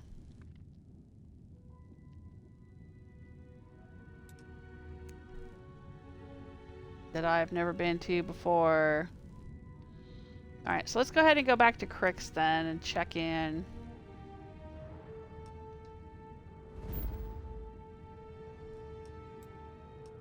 Got the key. Unexplored route.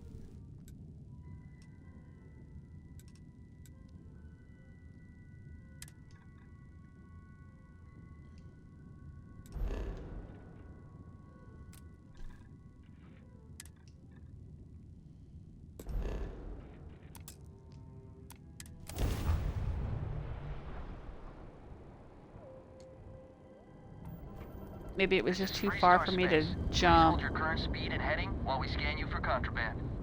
I don't think I have any contraband. No, this is no contraband. Okay, no contraband. You're good to go. Have a nice time in Aquila City. Thanks. I don't think there's anything I need to drop off at my house. I haven't really done much or picked up much. Alright, so let's go out.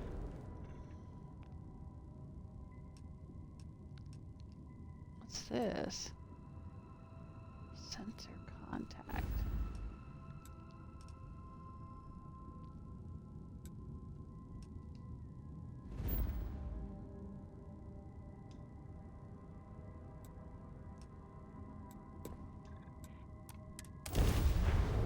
Alright.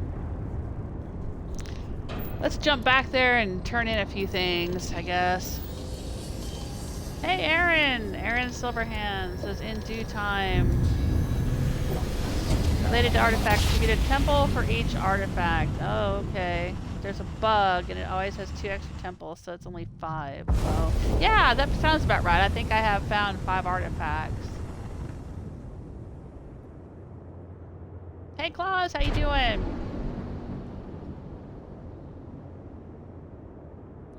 Yeah, the red planets are unexplored. Yeah. I knew that, but I mean, it seemed kind of weird that I couldn't jump. Because I could go to Cheyenne, and from Cheyenne to here, and then to here.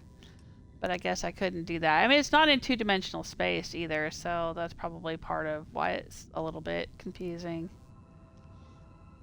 Alright. But we're here. Let's go land. Turn in a few quests, and then we'll call it a night.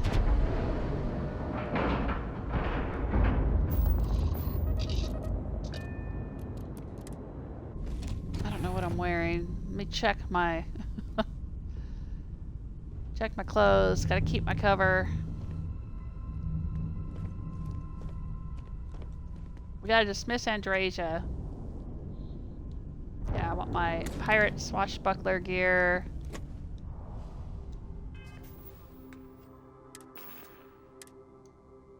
Let's put that on.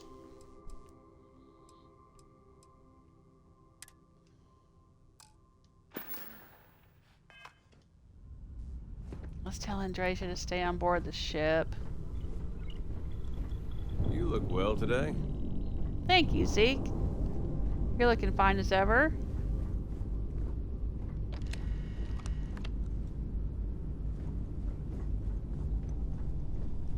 Alright. Yes, you need me? Let's go our separate ways. You will be lost without me, but as you wish. Alright, but you can stay here on the ship, right? Maybe clean it up a little bit? Golly, this shit's everywhere. I feel like I'm talking to my kids. Clean up this mess. Is something amiss? Yeah, there's crap everywhere. Dang it. Alright, Andrasia is still assigned to the ship, though. Okay. Alright. Oh, and there goes everything everywhere. Why is it flying all over the place?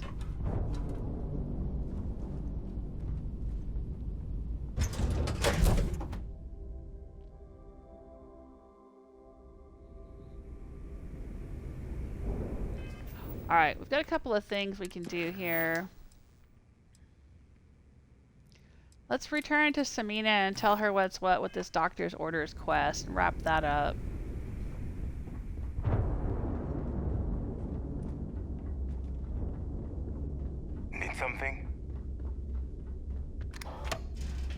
None of your business if I did.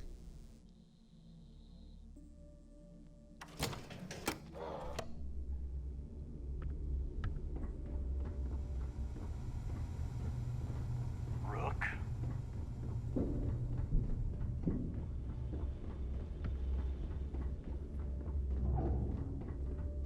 Still have nightmares about that job in Cheyenne. Was worth every credit. Oh, good. Just the person I wanted to see. Tell me you've got those supplies from Gennady. I'm on the list of...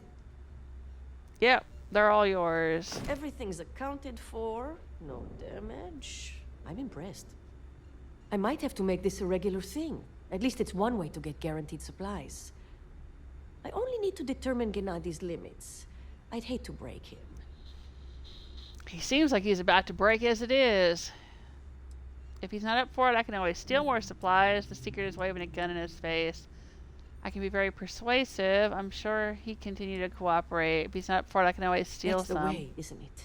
I just feel more comfortable knowing Gennady was handling it. No offense, but I don't envision the fleet to be very efficient with a shopping list.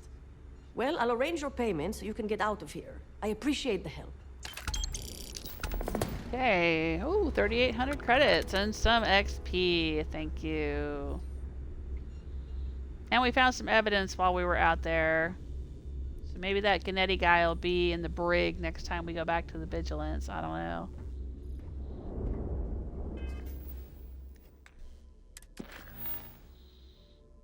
And now we have got to meet Naeva and Jasmine.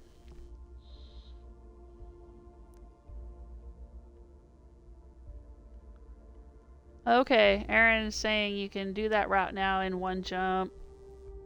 It's slow at first to discover them all, but then you make huge jumps across the galaxy. Yeah, very cool. Claus is playing Starfield.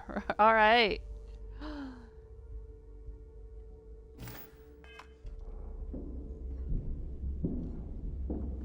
Sharks are too scared to take the key, because it ain't no fun when the rabbit got the gun.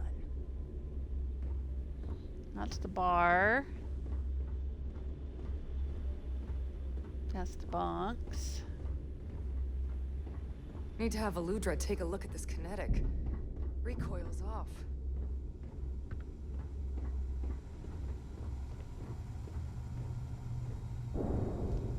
Where's the command center? Is Samina seeing anyone right now? The patients, I mean. I gotta sort him. All right, Jazz. What do you got? According to the latest, the comm spike is being developed at UC Star Station SY-920. Location undisclosed. Fantastic. I know there's some evidence right there. We could. But if I take it, I might look guilty. Call in that favor. You know I want to do it in front of him. Our friend on Jimson. Nice one, Jazz. I'll make the arrangements. All right, let's talk. All right, Rook. Next stop, New Atlantis. Okay. Your connection is Juan Dayu. She's got most Okay. of the premium UC smuggling routes locked down tight. If you don't piss her off, she should be able to sneak you past SY-920's security. Just remember to count your fingers after you shake hands with her. Okay. Should I expect trouble? You're in the fleet. You should always expect trouble. Yeah, As far yeah. as Juan goes, even though she's one of our newer contacts, you shouldn't have any problems dealing with her. Okay. Premium smuggling routes? Definitely. We're talking cargo depots, star yards, research stations, and, like in SY-920's case, military outposts. I've never seen someone new to the game have so many contacts. It's the reason we let her join up in the first place. I don't know how she accomplished that. We've been trying to crack some of those places for years. All right, sounds like she'll be useful. I sure hope so. 'Cause she might be our only crack at finding a decent decryption device. Once Juan gets you past the guard dogs, it's gonna be on you to locate the comm spike. According to the data we have, it's in the prototype phase, meaning there should only be a single device aboard the station. Basically, you break it, You bought it. Alright, any clue what the device looks like? Unfortunately, I have no idea.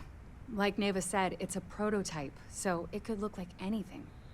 Could Once it look you're like the inside piece of SY prototype I 920 found and you're recently? behind their firewalls, you should pick through their computer system. With any luck, it'll point you the right way. Oh, okay. And one more thing. SY-920 is a UC military installation. That means it's guarded by heavily armed troops. And we both know those idiots don't mess around. If you intend to turn the place into a shooting gallery, you might want to be sure you're hauling an arsenal, because you're gonna need it. Oh, I've got an arsenal. How will Juan get me inside the station? She's got the clout to get you in the front door. They're gonna think you're part of a regular supply delivery. Beyond that, you and Juan are gonna have to put your heads together and come up with a plan. Okay. Understood. Perfect. That's what I like to hear. Okay, so I'm gonna arrange a meeting with Juan at Kay's place in the well. In the meantime, Kay's place. I'll make sure Jazz comes up with a solution to the electromagnetic atmosphere problem at Bannock 4. Okay. You'll make sure. More like, get drunk while Jazz does all the hard work. Typical. Privileges of rank, my darling. We'll discuss it a little later. And you, get the hell out of here. And don't come back without that comm spike in your cargo bay. Okay. What can you tell me about Juan? The Crimson Fleet made contact with her about a year ago. We were searching for a smuggling connection in UC space, and her name kept popping up repeatedly, so I decided to put her to the test. Not only did she pass, but the results were off the charts. Made us both a ton of credits. That was good enough for me. Beyond that, I don't know much about her. But hey, as long as she keeps my gal bank account humming, she can keep all the secrets she wants. And if she asks why we need the comm spike, what do I tell her? I'm gonna leave that up to you, Rook. If you get into deep trouble and you think bringing her into the fold is gonna make the difference, tell her whatever you want. At some point, Delgado's gonna be promising everyone their cut of Kryx's legacy. If we want him to stick with the fleet, it's inevitable. But until the money's within reach, the less people that know, the better. Okay, that's cool. We'll talk later. All right. Bye. You guys gonna hang out here? Oh, nope, she's taken off. She's already gone.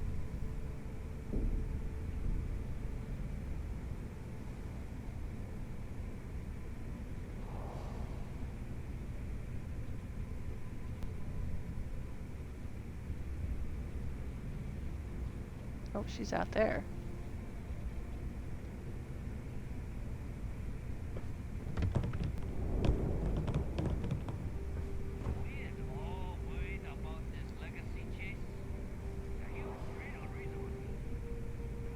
Hey, champ. I'm including this month's list of parts I need for the key.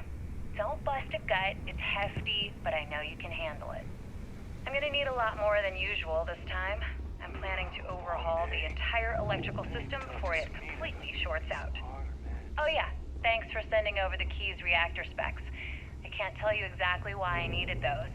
Bell said to keep it hush-hush. As far as next month's shipment, start scrounging up some parts so I can spruce up our defensive batteries. They're looking kind of rusty. Well, I guess that's it for now.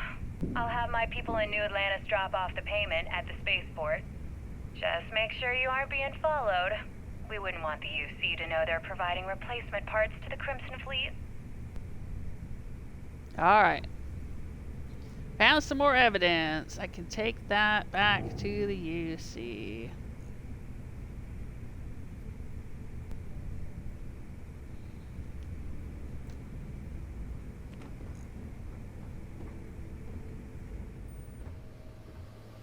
I think I've looked around in here already, but I should maybe look around again and see if there's any more evidence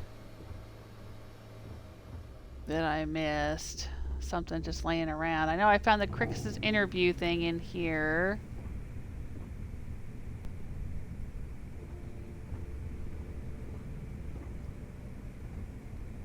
Any slates laying around in here? No.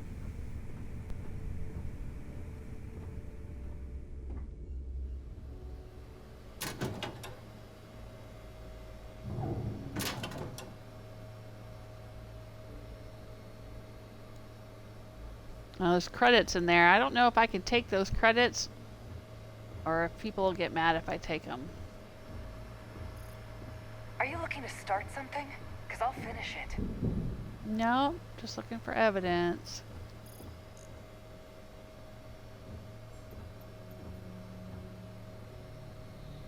Any slates laying around?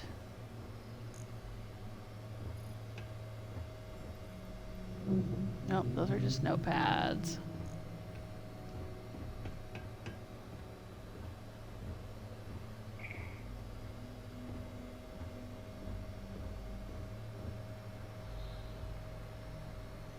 I don't suppose Delgado's got stuff laying around anywhere, does he? You gonna go in your room? You got anything over here for me to pick up? Oh, there's one right there. Oh, he's coming back.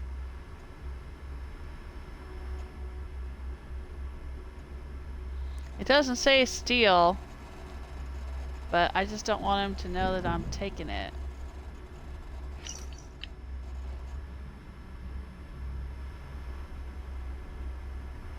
He didn't seem to notice anything. Hey there. How you doing? I ran out of errands. Okay, sorry. Yeah, you're right. I need to go get busy. Bye.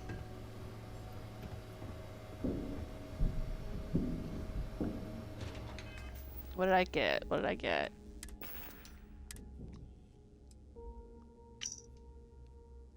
Regarding the specifications for my interface, I'm going to need to make a few minor adjustments. Galbank is switching to an orthogonal hexabit encryption, so I want to crank up the core clock in my ARM hardware. You could probably get that equipment from Ryujin. I need to have a storage injector port added so I can keep any damn trace packets off my system. It probably wouldn't hurt to throw in some electromag protection. Last but not least, I might need a few cushions for the chair and the Reckoner's core. They're wearing a bit thin. Yeah, so there are a few implants that can be purchased, but they're for perks that I don't even have. Diplomacy and intimidation. I don't know if I've seen any others. And this Shinya guy's got some kind of implants and stuff. I wish they had leaned more into that for this game. I wish there were more implants that we could purchase. I mean, you could make them really expensive. But, you know, like, I think they did it in Fallout New Vegas, where there was a medical clinic near the Strip, I think, or in one particular place, where you could go and you could pay a whole bunch of caps and you could get, like, one skill increased or one stat increased or something like that. I think there was something in the game to that effect. And so, I don't know, I wish they had it in this game too. Like, I don't know, 10% better damage, or, you know, increased chance to persuade, or one extra skill point to spend, or something that you could, you know, and you could get these little implants and they would show up on your face or on your body or whatever. I don't know, they could have done so much more with that. It could have been so creative, you know? So many options. But like so many things in this game. Scalding. Okay, dude. Nobody asked you, but okay. Like so many things in this game, it's like they had the hint of an idea for something cool, but didn't like totally flesh it out. I still can't get in this one. It requires key. I don't know where the key is to get into that one.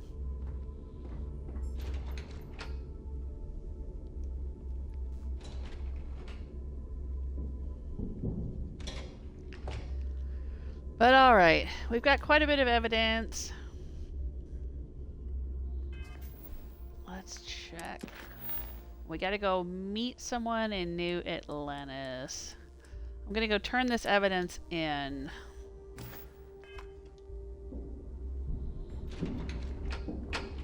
And see if that helps them arrest anybody else. How the heck do I get out of here? Oh, right.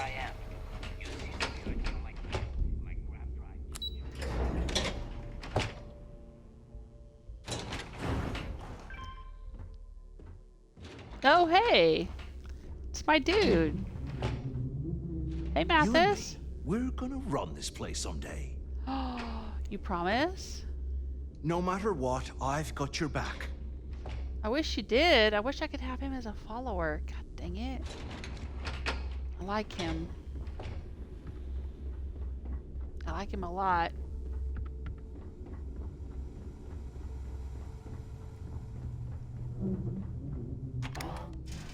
I was saying at the beginning of the live stream that I'm seriously considering betraying the UC and becoming a pirate, because these are the most interesting people in the game for me so far. I'm not usually a evil character.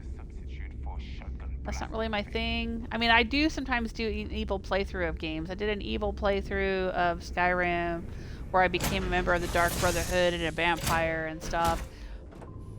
And I did an evil playthrough of Fallout 4 where I became a raider when they released that Nuka World DLC. And I built a raider empire in the settlements instead of regular settlements with Preston Garvey.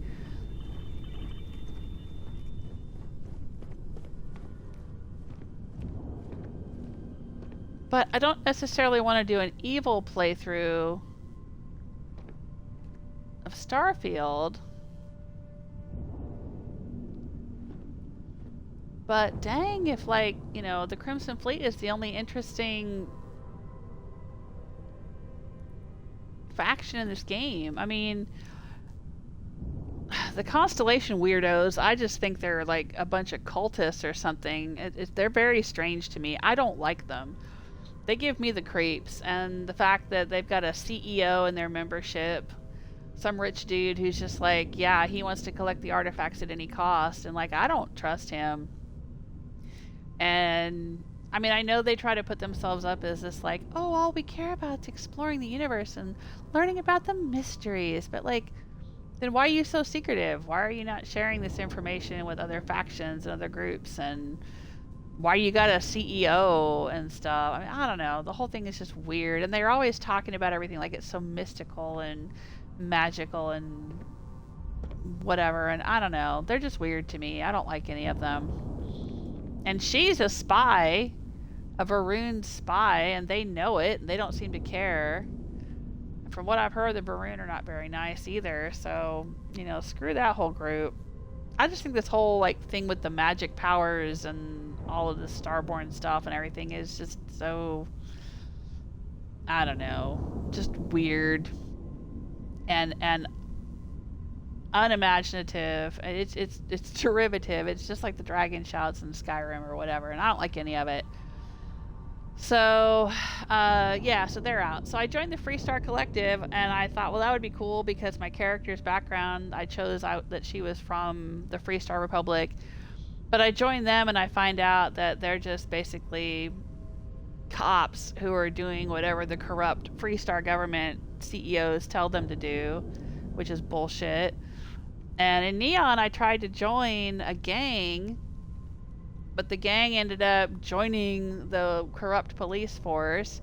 So I tried to help this drug lord guy who was going to try to stick it to Bayou, the governor of Neon, because only the rich people could afford Aurora, and he wanted to make some watered down Aurora for the masses. And so I was helping him out, and then he ended up partnering up with Bayou. So I'm like, every time that I try to like be a rebel or a Robin Hood or, you know, be a part of something that's like helping people, it ends up being corrupt or whatever.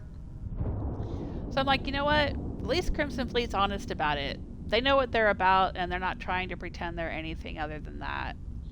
They want booty, they want loot, they want treasure, they want to survive. They don't give a fuck about the rest of this corrupt corporate galaxy, and I don't blame them. I don't blame them one bit.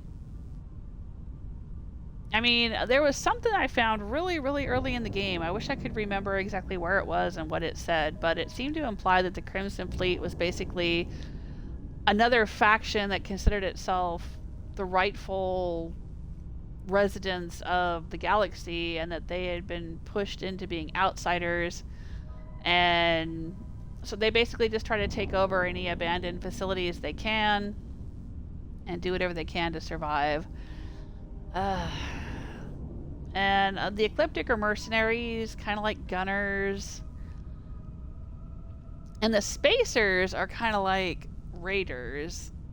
They seem to be like just weirdos that just want to kill everybody. The Crimson Fleet is at least trying to like sort of, I don't know, almost like the Thieves Guild in Skyrim, or like, you know, they're kind of more like, Robin Hood is probably too lofty for them. They're not robbing the rich to give to the poor. But, you know, they're thieves. They're not assassins. They're not bloodthirsty, you know, spacers, whatever. But anyway, I don't know. I think I'm going to go do some UC stuff for a while and see how I feel about the UC. I don't really like them either, because they're full of a bunch of corporate bullshit, and they're probably just as corrupt and horrible.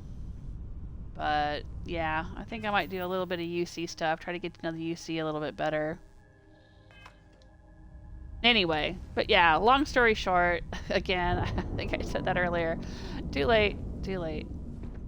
I might join the pirates. I might actually turn on the UC and join the pirates, but I haven't made up my mind yet. Because I'm bitter and disillusioned with the Free Star Rangers.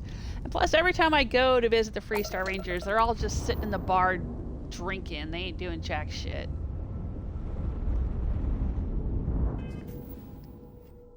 Lazy bunch of layabouts. So, alright.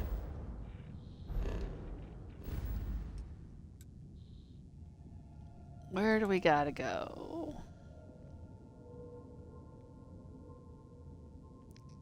All the way back down here.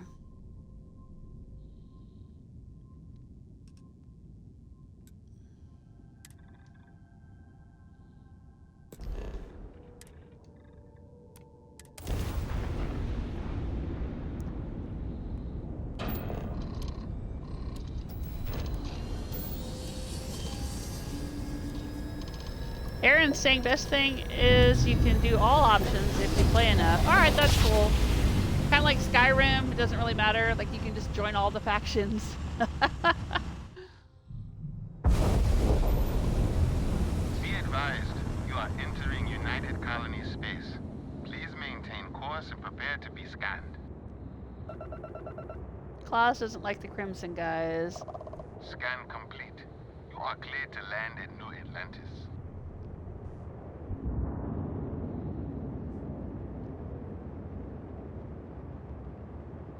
Yeah, I don't usually like I said, I don't usually like playing evil, but I don't know if I'd even call these guys evil.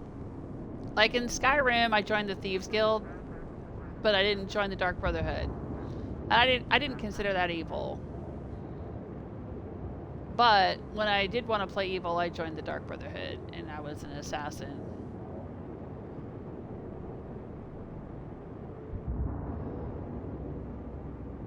But, you know, they're definitely not good. I'm not saying that they're good. I'm just saying, you know. But yeah, it's kind of sad that, like, in this game, for whatever reasons, I don't know why, I just don't feel like being... I tried being good, and it just seemed like everybody is corrupt, and there is no good faction. So, fuck them all. I'll be a pirate. Right? I don't know. Like I said, I gotta check out the UC stuff, learn a little bit more about them, and then we'll see how it goes.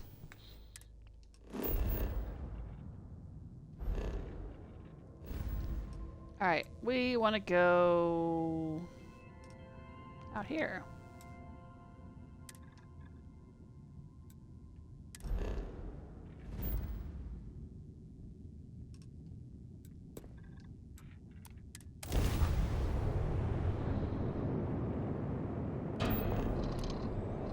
think if I had a better grav drive, I could jump further distances. But that would require taking more perks and stuff. I don't want to spend my perks on upgrading my ship yet. Maybe later.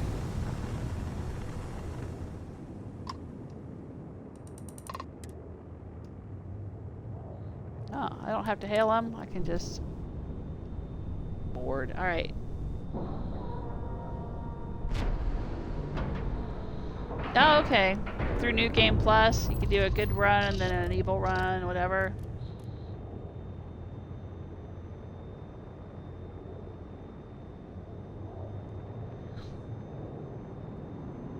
Well, I mean, you could always just start Fallout over again. That's what I did. I have 2 Fallout games running simultaneously, and I switch back and forth between them. I have my good playthrough, and I have my Raider playthrough.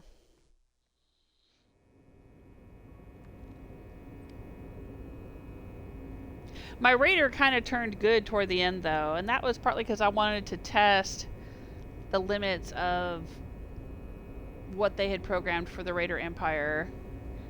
So I built a Raider Empire across the wasteland, and then I turned on the Raiders and dismantled the Raider Empire I had built because I wanted to see if that was possible in Fallout 4.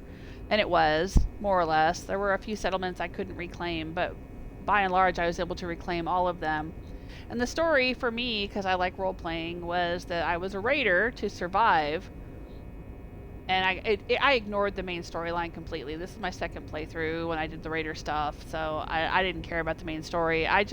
My character, my story was that she just assumed everybody was dead and it didn't matter, and she was just trying to survive. And then she ended up a Raider, built the Raider Empire, and then she met Dance, and she kind of fell for him. He was a goody-goody two-shoes, but she fell for it because he reminded her of her dead husband. So she joined up with the Brotherhood, and I did the Brotherhood of Steel ending with that character, and that's when I got the Platinum Trophy and stuff for the game, because that was the one thing I hadn't done, was the Brotherhood of Steel ending. And then we went around and dismantled the Raider Empire and reclaimed all the settlements and turned them back into normal settlements. That was fun. But anyway, yeah. No, I just had 2 different games going at the same time. I don't really like the idea of the New Game Plus because I don't like the idea of having to go through and finish the whole main storyline in order to start the second playthrough. If I want to do a second playthrough, I'll just do a second playthrough. I don't need to do New Game Plus for that. I'll just start over if I want to start over, but I probably won't ever get that far, to be honest. I keep saying I'm going to stop after I finish this, and then I'll stop after I finish this, and then I'll stop after I finish this. And I keep finding more things I want to do. So, you know, never say never, I guess, but I don't find the main storyline compelling at all, so... I mean, I went and did a bunch of stuff today because I just happened to be in that system, and it was like, hey, here, go get this temple ability, but it was exactly like getting the first temple ability. It was kind of lame, so. And I never used the abilities. The best. I don't like having magic in my sci-fi. Sorry, that's just me.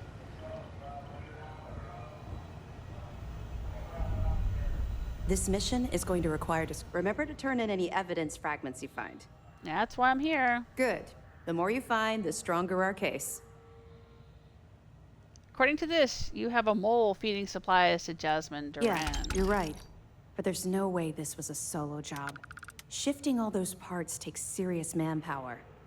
I'll send this to Mast so they can shake the tree a bit, see what falls out. Looks like Durand better start looking for parts somewhere else. Any other fragments? Here's everything I have on Shinya Voss. So Voss engineered a way to directly interface with the Key's mainframe? I knew he was a math genius, but didn't realize he was so tech-savvy. Well, we'll share this information with Galbank. Hopefully it'll help them shore up the security on their cryptocurrency. That it? Yeah, I guess All so. right. Keep up the good work. All right, We'll be bye. here if you need us. Is there anybody new in the brig yet? A lot of us had our doubts about you. But you're really making progress with this operation. Sentiments are shifting. Oh, okay. Great. Thanks.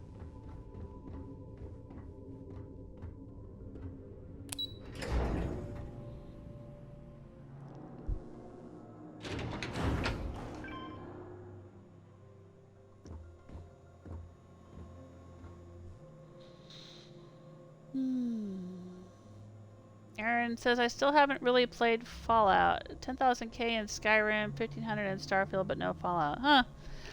Yeah. No, I've played, I want to say about 1,200 hours of Skyrim.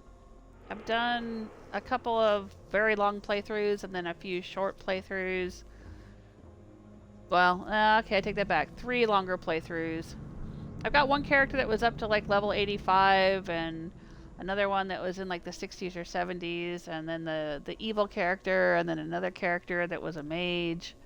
But anyway, but Fallout I've had thousands of hours. I don't even know how many. Maybe 2,000, 3,000 something. I don't know. I've played through it completely twice. I've done the main story twice, and you know, built up all the settlements and everything. And like I said, I have one good playthrough, and then one where I was a raider and built a raider empire and all that. But all of the raider playthrough that I did, my second playthrough, is on my YouTube channel. I have a YouTube channel that's also called Jewelsmith, and the entire playthrough of that is on there. Because I used to live stream Fallout every Friday, and I would do long live streams, like 3, 4, 5 hours long, and my whole entire, from beginning to end, raider playthrough is on there. But there's only a few portions of my first playthrough because I didn't have a YouTube channel then. I wasn't live streaming or uploading videos or doing anything when I first started playing Fallout 4. So not all of that is on there. There's a little bit, but not much. But no, I love Fallout, and I've played Fallout 3. My entire Fallout 3 playthrough is in edited videos on my YouTube channel. And I've played Fallout New Vegas, but I played that back before I was doing a YouTube channel, so I don't have that on. And I've played Outer Worlds, which is kind of similar to Fallout and a little bit similar to Starfield. And I've played that twice. I live stream it once on Twitch, and then I played it again and live streamed it on my YouTube channel. When they had the DLC come out, they had some DLC and I wanted to play through that. But I had to start over again. Anyway, yeah. Okay, this is a new person? Who is this? Oh! That's the Starship captain guy. I was wondering when you'd visit. Should give us a little time to catch up. I'm surprised you're taking this so well. Can't tell if you're being sarcastic or not. Don't catch up with criminal. I'll say I'm surprised. Well, of course. What choice do I have? Thanks to my own stupidity, my second chance to return to the Crimson Fleet is long gone. And by the time I get out of prison, any hopes I had to return to that life will have fully disappeared. You would have been better off remaining a Starliner captain. Yes, well, apparently that's off the table as well. Dryden tends to shy away from rehiring convicted felons. Well, anyway, glad you popped by to say hello.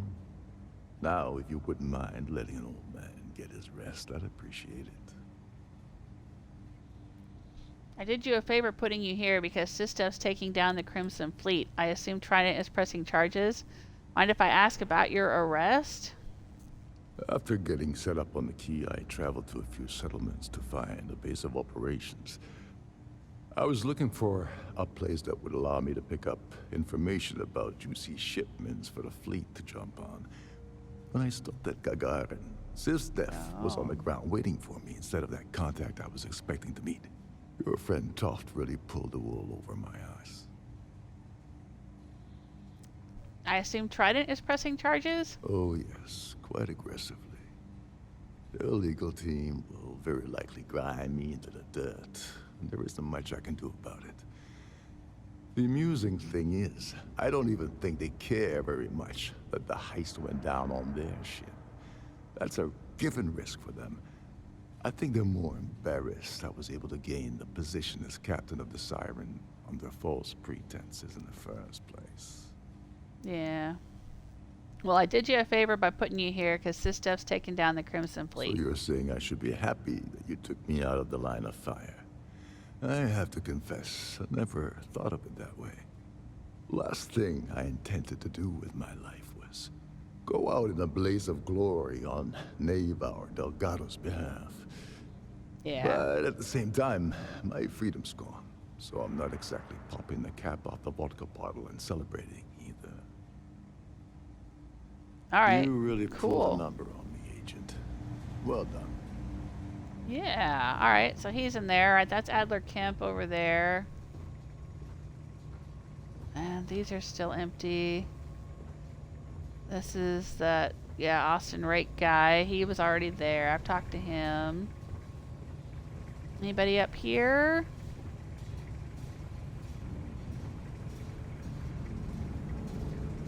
Oh, yeah, we got somebody up here now. Okay. Who is that gonna be? Anybody in here? Nope. Hey, who is it? Oh, it's Larry. You asshole. I assume you're here to commemorate my terrible misfortune?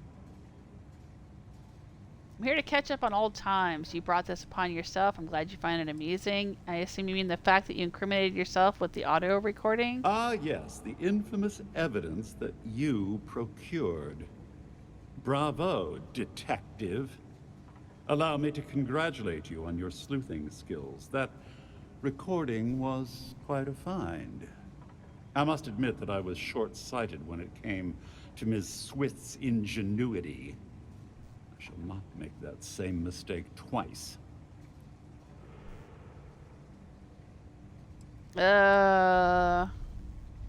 Okay. You brought this upon yourself. I had assumed you would say that very statement. How predictable. I'm almost disappointed. Well, as much as I detest being the bearer of bad news, I have to disclose that you're wasting your time. You see, this imprisonment is merely an insignificant hindrance. I don't foresee being incarcerated in perpetuity. In fact, I would wager that my legal team will have my release expedited within the month.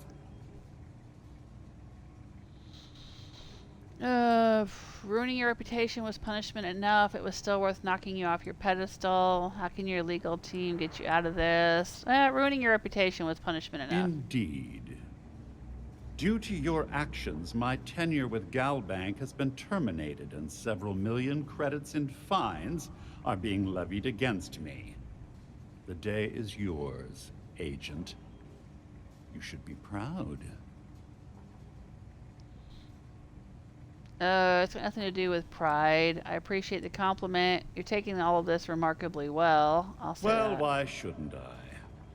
I was bested by your actions, therefore I should suffer the consequences.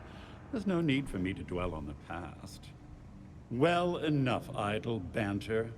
I've taken up more than my share of your valuable time. Honestly, this interaction has been quite pleasurable. Do feel free to stop by and gloat at any time. Good day.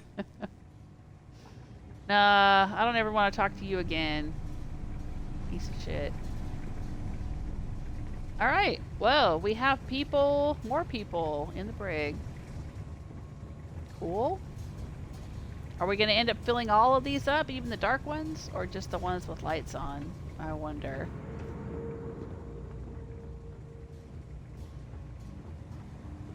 Cool. Hey, Heard you had to Armin. board the Siren of the Stars. I was on there once, for a tribute to my ancestor. I never felt more out of place. Thanks again for the talk.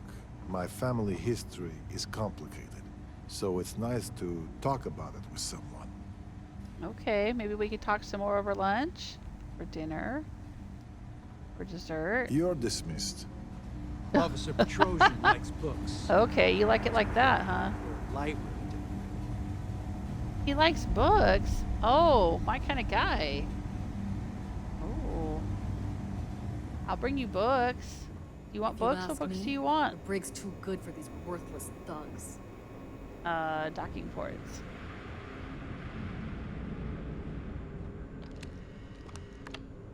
Oh, no, not. This way. Turn left at the arrogant guy. And then make a right. I'm back at my ship.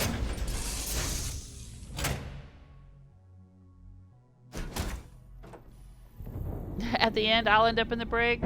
I hope not.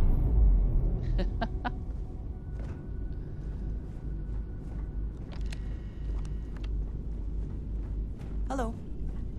Hello, Andresia. How's the audio sound? I usually end up having audio issues a lot of times with these live streams. I can't hear it on my end on my headphones, but I can hear it in the video that gets saved. Alright. I really want to go get this ring, but it's out in an area of space that's level 65, and I don't know if that means it's going to be way beyond my ability. Because I'm not level 65. I'm not even level 30 yet. So I don't know. Could be a bad thing.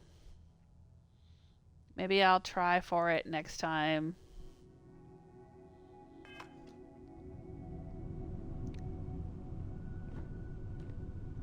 Alright, that's going to be it for me today.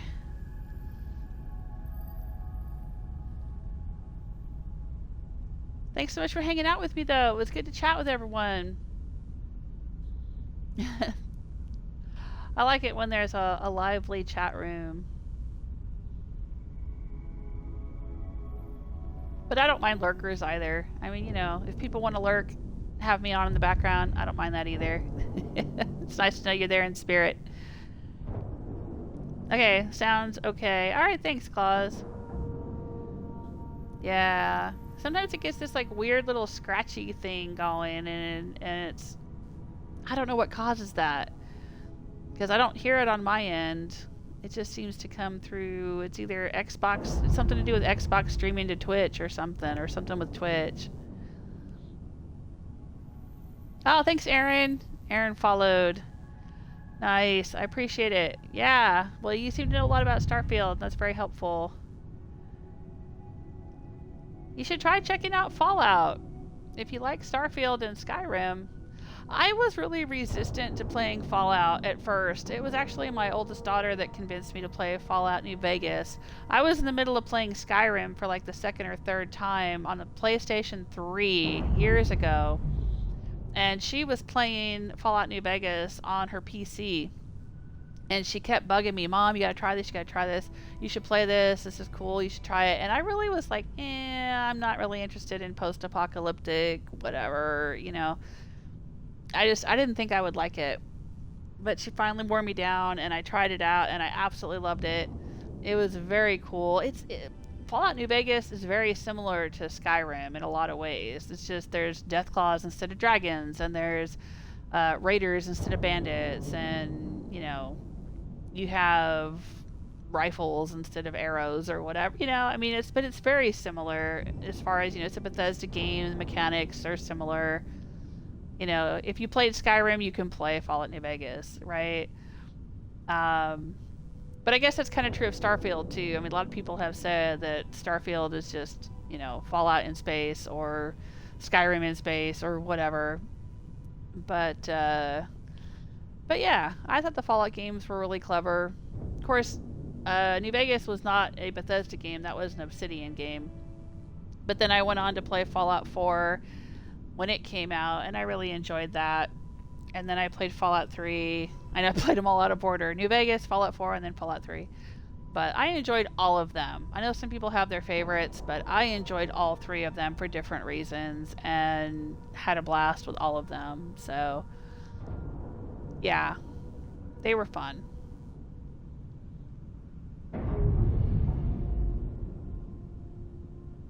Okay, Aaron's saying it's an Xbox issue. It happens to me too. Oh, okay. Do you live stream? And you get that weird crackling sound? For me, it seems to kick in either when there's like a certain audio files, like really loud audio files, like if I'm in the middle of a gunfight or something, it'll kick in.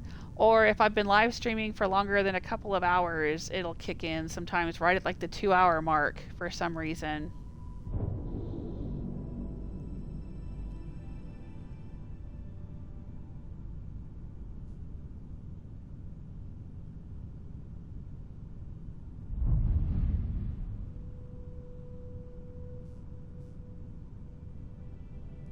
Hope Claus says, I never played Skyrim, but watched it on Twitch for a short time. Then I started Fallout 4, played it until doing 3 times longer than Starfield. Alright, so did you enjoy Fallout 4? What was your factions? What did you do in Fallout 4? I joined the Minutemen in my first playthrough. I really love the Minutemen. I love them so much I actually have a Minutemen flag hanging in my living room for real. So it's like my house is a settlement. My house is a Minuteman settlement in real life. And I romanced McCready first. And then I did the main quest line with him, destroyed the Institute. But then I romanced Hancock, and then I stuck with Hancock for the rest of the game, and I still absolutely love Hancock. Let's see. And then my second playthrough, like I said, I did the Raider thing and did the main story with the Brotherhood of Steel, which was a lot of fun. I'm not a big fan of the Brotherhood of Steel, but it was fun. I liked to dance, and I liked doing the storyline with them. I didn't realize at the time, though, that it was similar to the Fallout 3 storyline.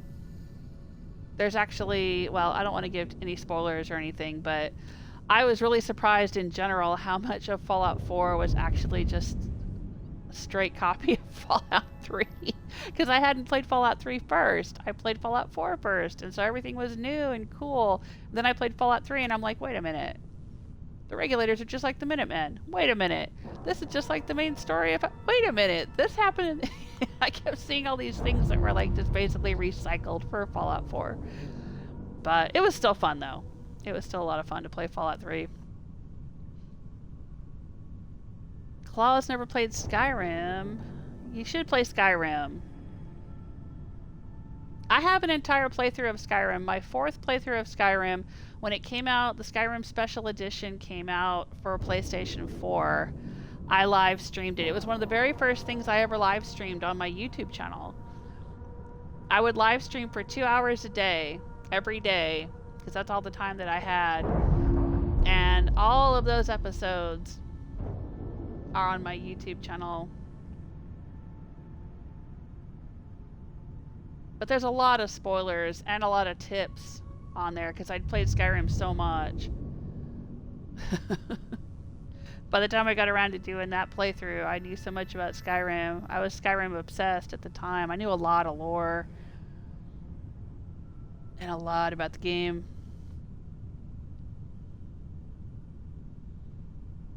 Okay, Aaron says I've been taking a break, but yeah, it was really bad with Cyberpunk, huh? Does Cyberpunk have a lot of loud music? Because that's one of the things I noticed in Starfield is, like, when I go to Madame Sauvage's and that loud techno heavy beat whatever music is playing, I'll start getting the audio glitches there. It doesn't seem to happen in the Bog, though. Or not the Bog, but the Supernova, where Bog is the bartender. They've got pretty loud music in there. They've got like that dubstep thing or whatever's going on in there. That doesn't seem to trigger it. But then like loud firefights, it seems to happen a lot too when I'm having a combat or something. And it's weird, like sometimes it'll last just like 30 seconds, sometimes it'll last 20 minutes. I don't know what to do about it, if anything. I guess there's nothing I can do. Oh, Claus did the Minutemen and the Railroad. Oh, nice. Yeah, I ended up doing some Railroad stuff too, I think, in my second playthrough. My first playthrough was like my first pure playthrough of just me doing what I wanted to do. And I didn't do the I did some Railroad stuff. I met them and I did a few quests for them, but I didn't do much with them. I really liked the Minutemen. But my oldest daughter liked the Railroad. That was her faction. That was her favorite faction, that she would do the main story with them all the time. And she liked Deacon as a follower.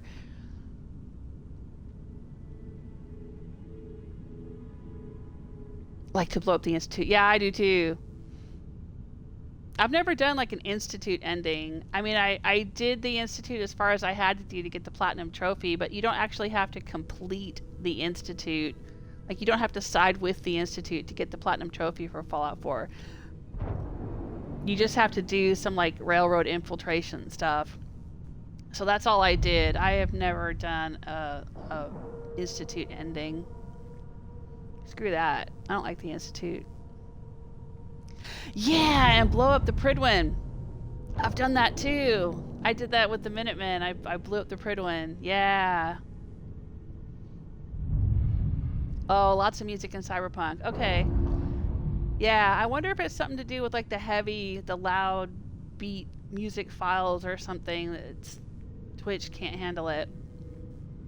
Like, it can't handle certain graphics either. Like, I live streamed God of War, the first one, on Twitch, and it looked beautiful on my TV screen. It was fantastic. But then, and I had super good internet. I had like high-speed fiber internet, upload and download speeds of like, I don't know what, just insanely high, so that it would be good quality. But on Twitch, they, I don't know what, it throttled it or whatever the word is, but like the graphics just looked like, there were sections of God of War when the graphics were like over the top, like when you were near Freya's house or whatever, and there was so many colors and leaves and things happening, and it would just fall apart on Twitch. Just could not handle it. So maybe it's similar thing with the audio. Maybe there's just certain levels of audio that just like Twitch can't handle. I don't know.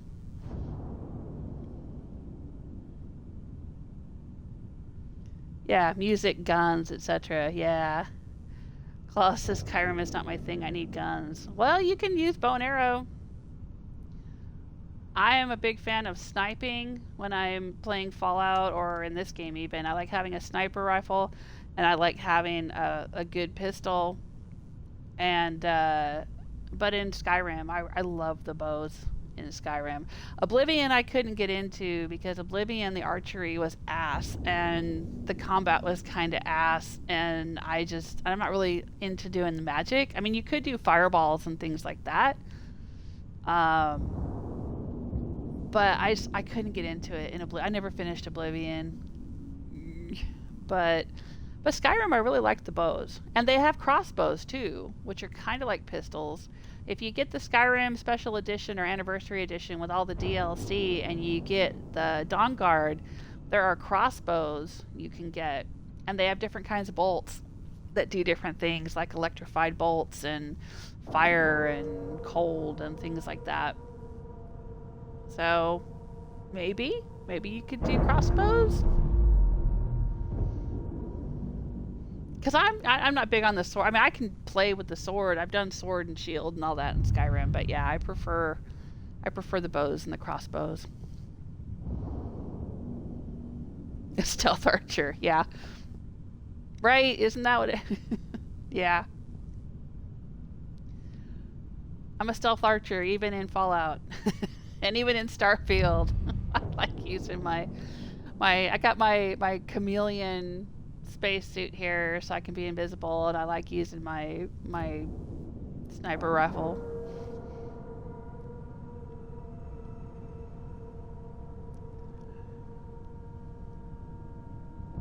Alright, well, hey guys, I gotta get going. Go eat some dinner with my family and stuff. Figure out what we're doing tonight. Maybe we're gonna order some pizza or get some burritos or something. Yeah, the God mode, right? It's easy mode, right? Well, that's why when the first time I played through Skyrim was quite a while back, and it was, I mean, I had been playing video games for as long as there have been video games. I played Pong when I was a kid in the 70s. So, you know, it's not like I hadn't played video games before, but there was a period of time where I wasn't playing a lot of video games in my 20s. And then in my 30s, I started getting back into it. And I played Red Dead Redemption, and I played Infamous, and I played Bioshock and some other things. But, yeah, when I played Skyrim, it was like, you know, I don't know. I just gravitated to the bow. I liked doing the sniping thing. And, yeah. But then I played it again. My second playthrough, I was evil. And I didn't use a bow very much. I wanted to use a dagger. I had Mehrunes' dagger. And I was dual wielding daggers and doing the whole, you know, stealth assassin thing. And I was a vampire too, so I was doing a lot of vampires, sucking people's souls out or whatever that is, that life essence sucking, whatever that the vampire would do with the DLC. And then my third playthrough, I did Pure Mage because I wanted to see what that was like. I wouldn't normally play a mage, but I just wanted to force myself to do something different. So I played Pure Mage, no weapons, no armor. My armor basically was Vilcus. I married him and then just put him in front of me, and then I would stand there and throw fireballs over his shoulder and heal him. He could tank for me. Yeah. And then my fourth playthrough that's on my YouTube channel, I went back to doing the stealth archery thing. But I also like conjuration. So like my thing is I like being a rogue, and so I would basically, I'll have a follower and I'll conjure something, and then they run off and go fight people, and then I'll kind of hang back, fire some arrows to help them out, and then I'll go along and like loot everything. That's what I like to do. But you know, if I need to, I can do up close. I'll usually max out swords to, you know, one-handed to 100, and I'll max out shield to 100. But I prefer dual wielding. If I'm going to do swords or daggers, I'd rather dual wield than use the shield. Old farts unite. There you go. Yeah. I never liked being a mage. Yeah, I didn't think I would. It was alright. It wasn't my favorite. It was fine. I liked the challenge because at that point I'd already played through Skyrim twice and I had the platinum trophy and I just wanted to do something different, you know? And I liked it. It was decent. There's so much. I mean, I didn't realize there was so much to the College of Winterhold quest line though. Because you can end up doing all of these side quests, and if you max out all of your different spell skills, like rejuvenation and alteration and destruction and all of those, if you max them out to 100, there's like special quests you can go on, and you can get super high powerful level spells that aren't normally available in the game unless you do these quests. And there's, you know, a bunch of side quests and stuff. There's a lot to the Mage College, and I didn't realize because I'd never done it. I'd never maxed out my spell skills. So, you know, it was worth doing. It was fun. I liked the one that I could call down fiery rain from the heavens and just basically destroy everything. That was really cool. I think that was the ultimate destruction spell or something. But yeah, it was worth doing. Makes it difficult when you're trying to be pure mage. If you're only using spells and like stone flesh or whatever instead of armor, it makes it really hard for the first 20 or 30 levels, but it was fun. I don't know if I'd do it again though. Like I said, I went back to being a stealth archer, conjurer person in my fourth playthrough. Alright, well hey everybody, I will probably be back doing more of this tomorrow, and if there's anything that you've missed and you want to check it out, go check out my YouTube channel. There's more information about me on the YouTube channel, and hey, take care of yourselves until next time. Bye!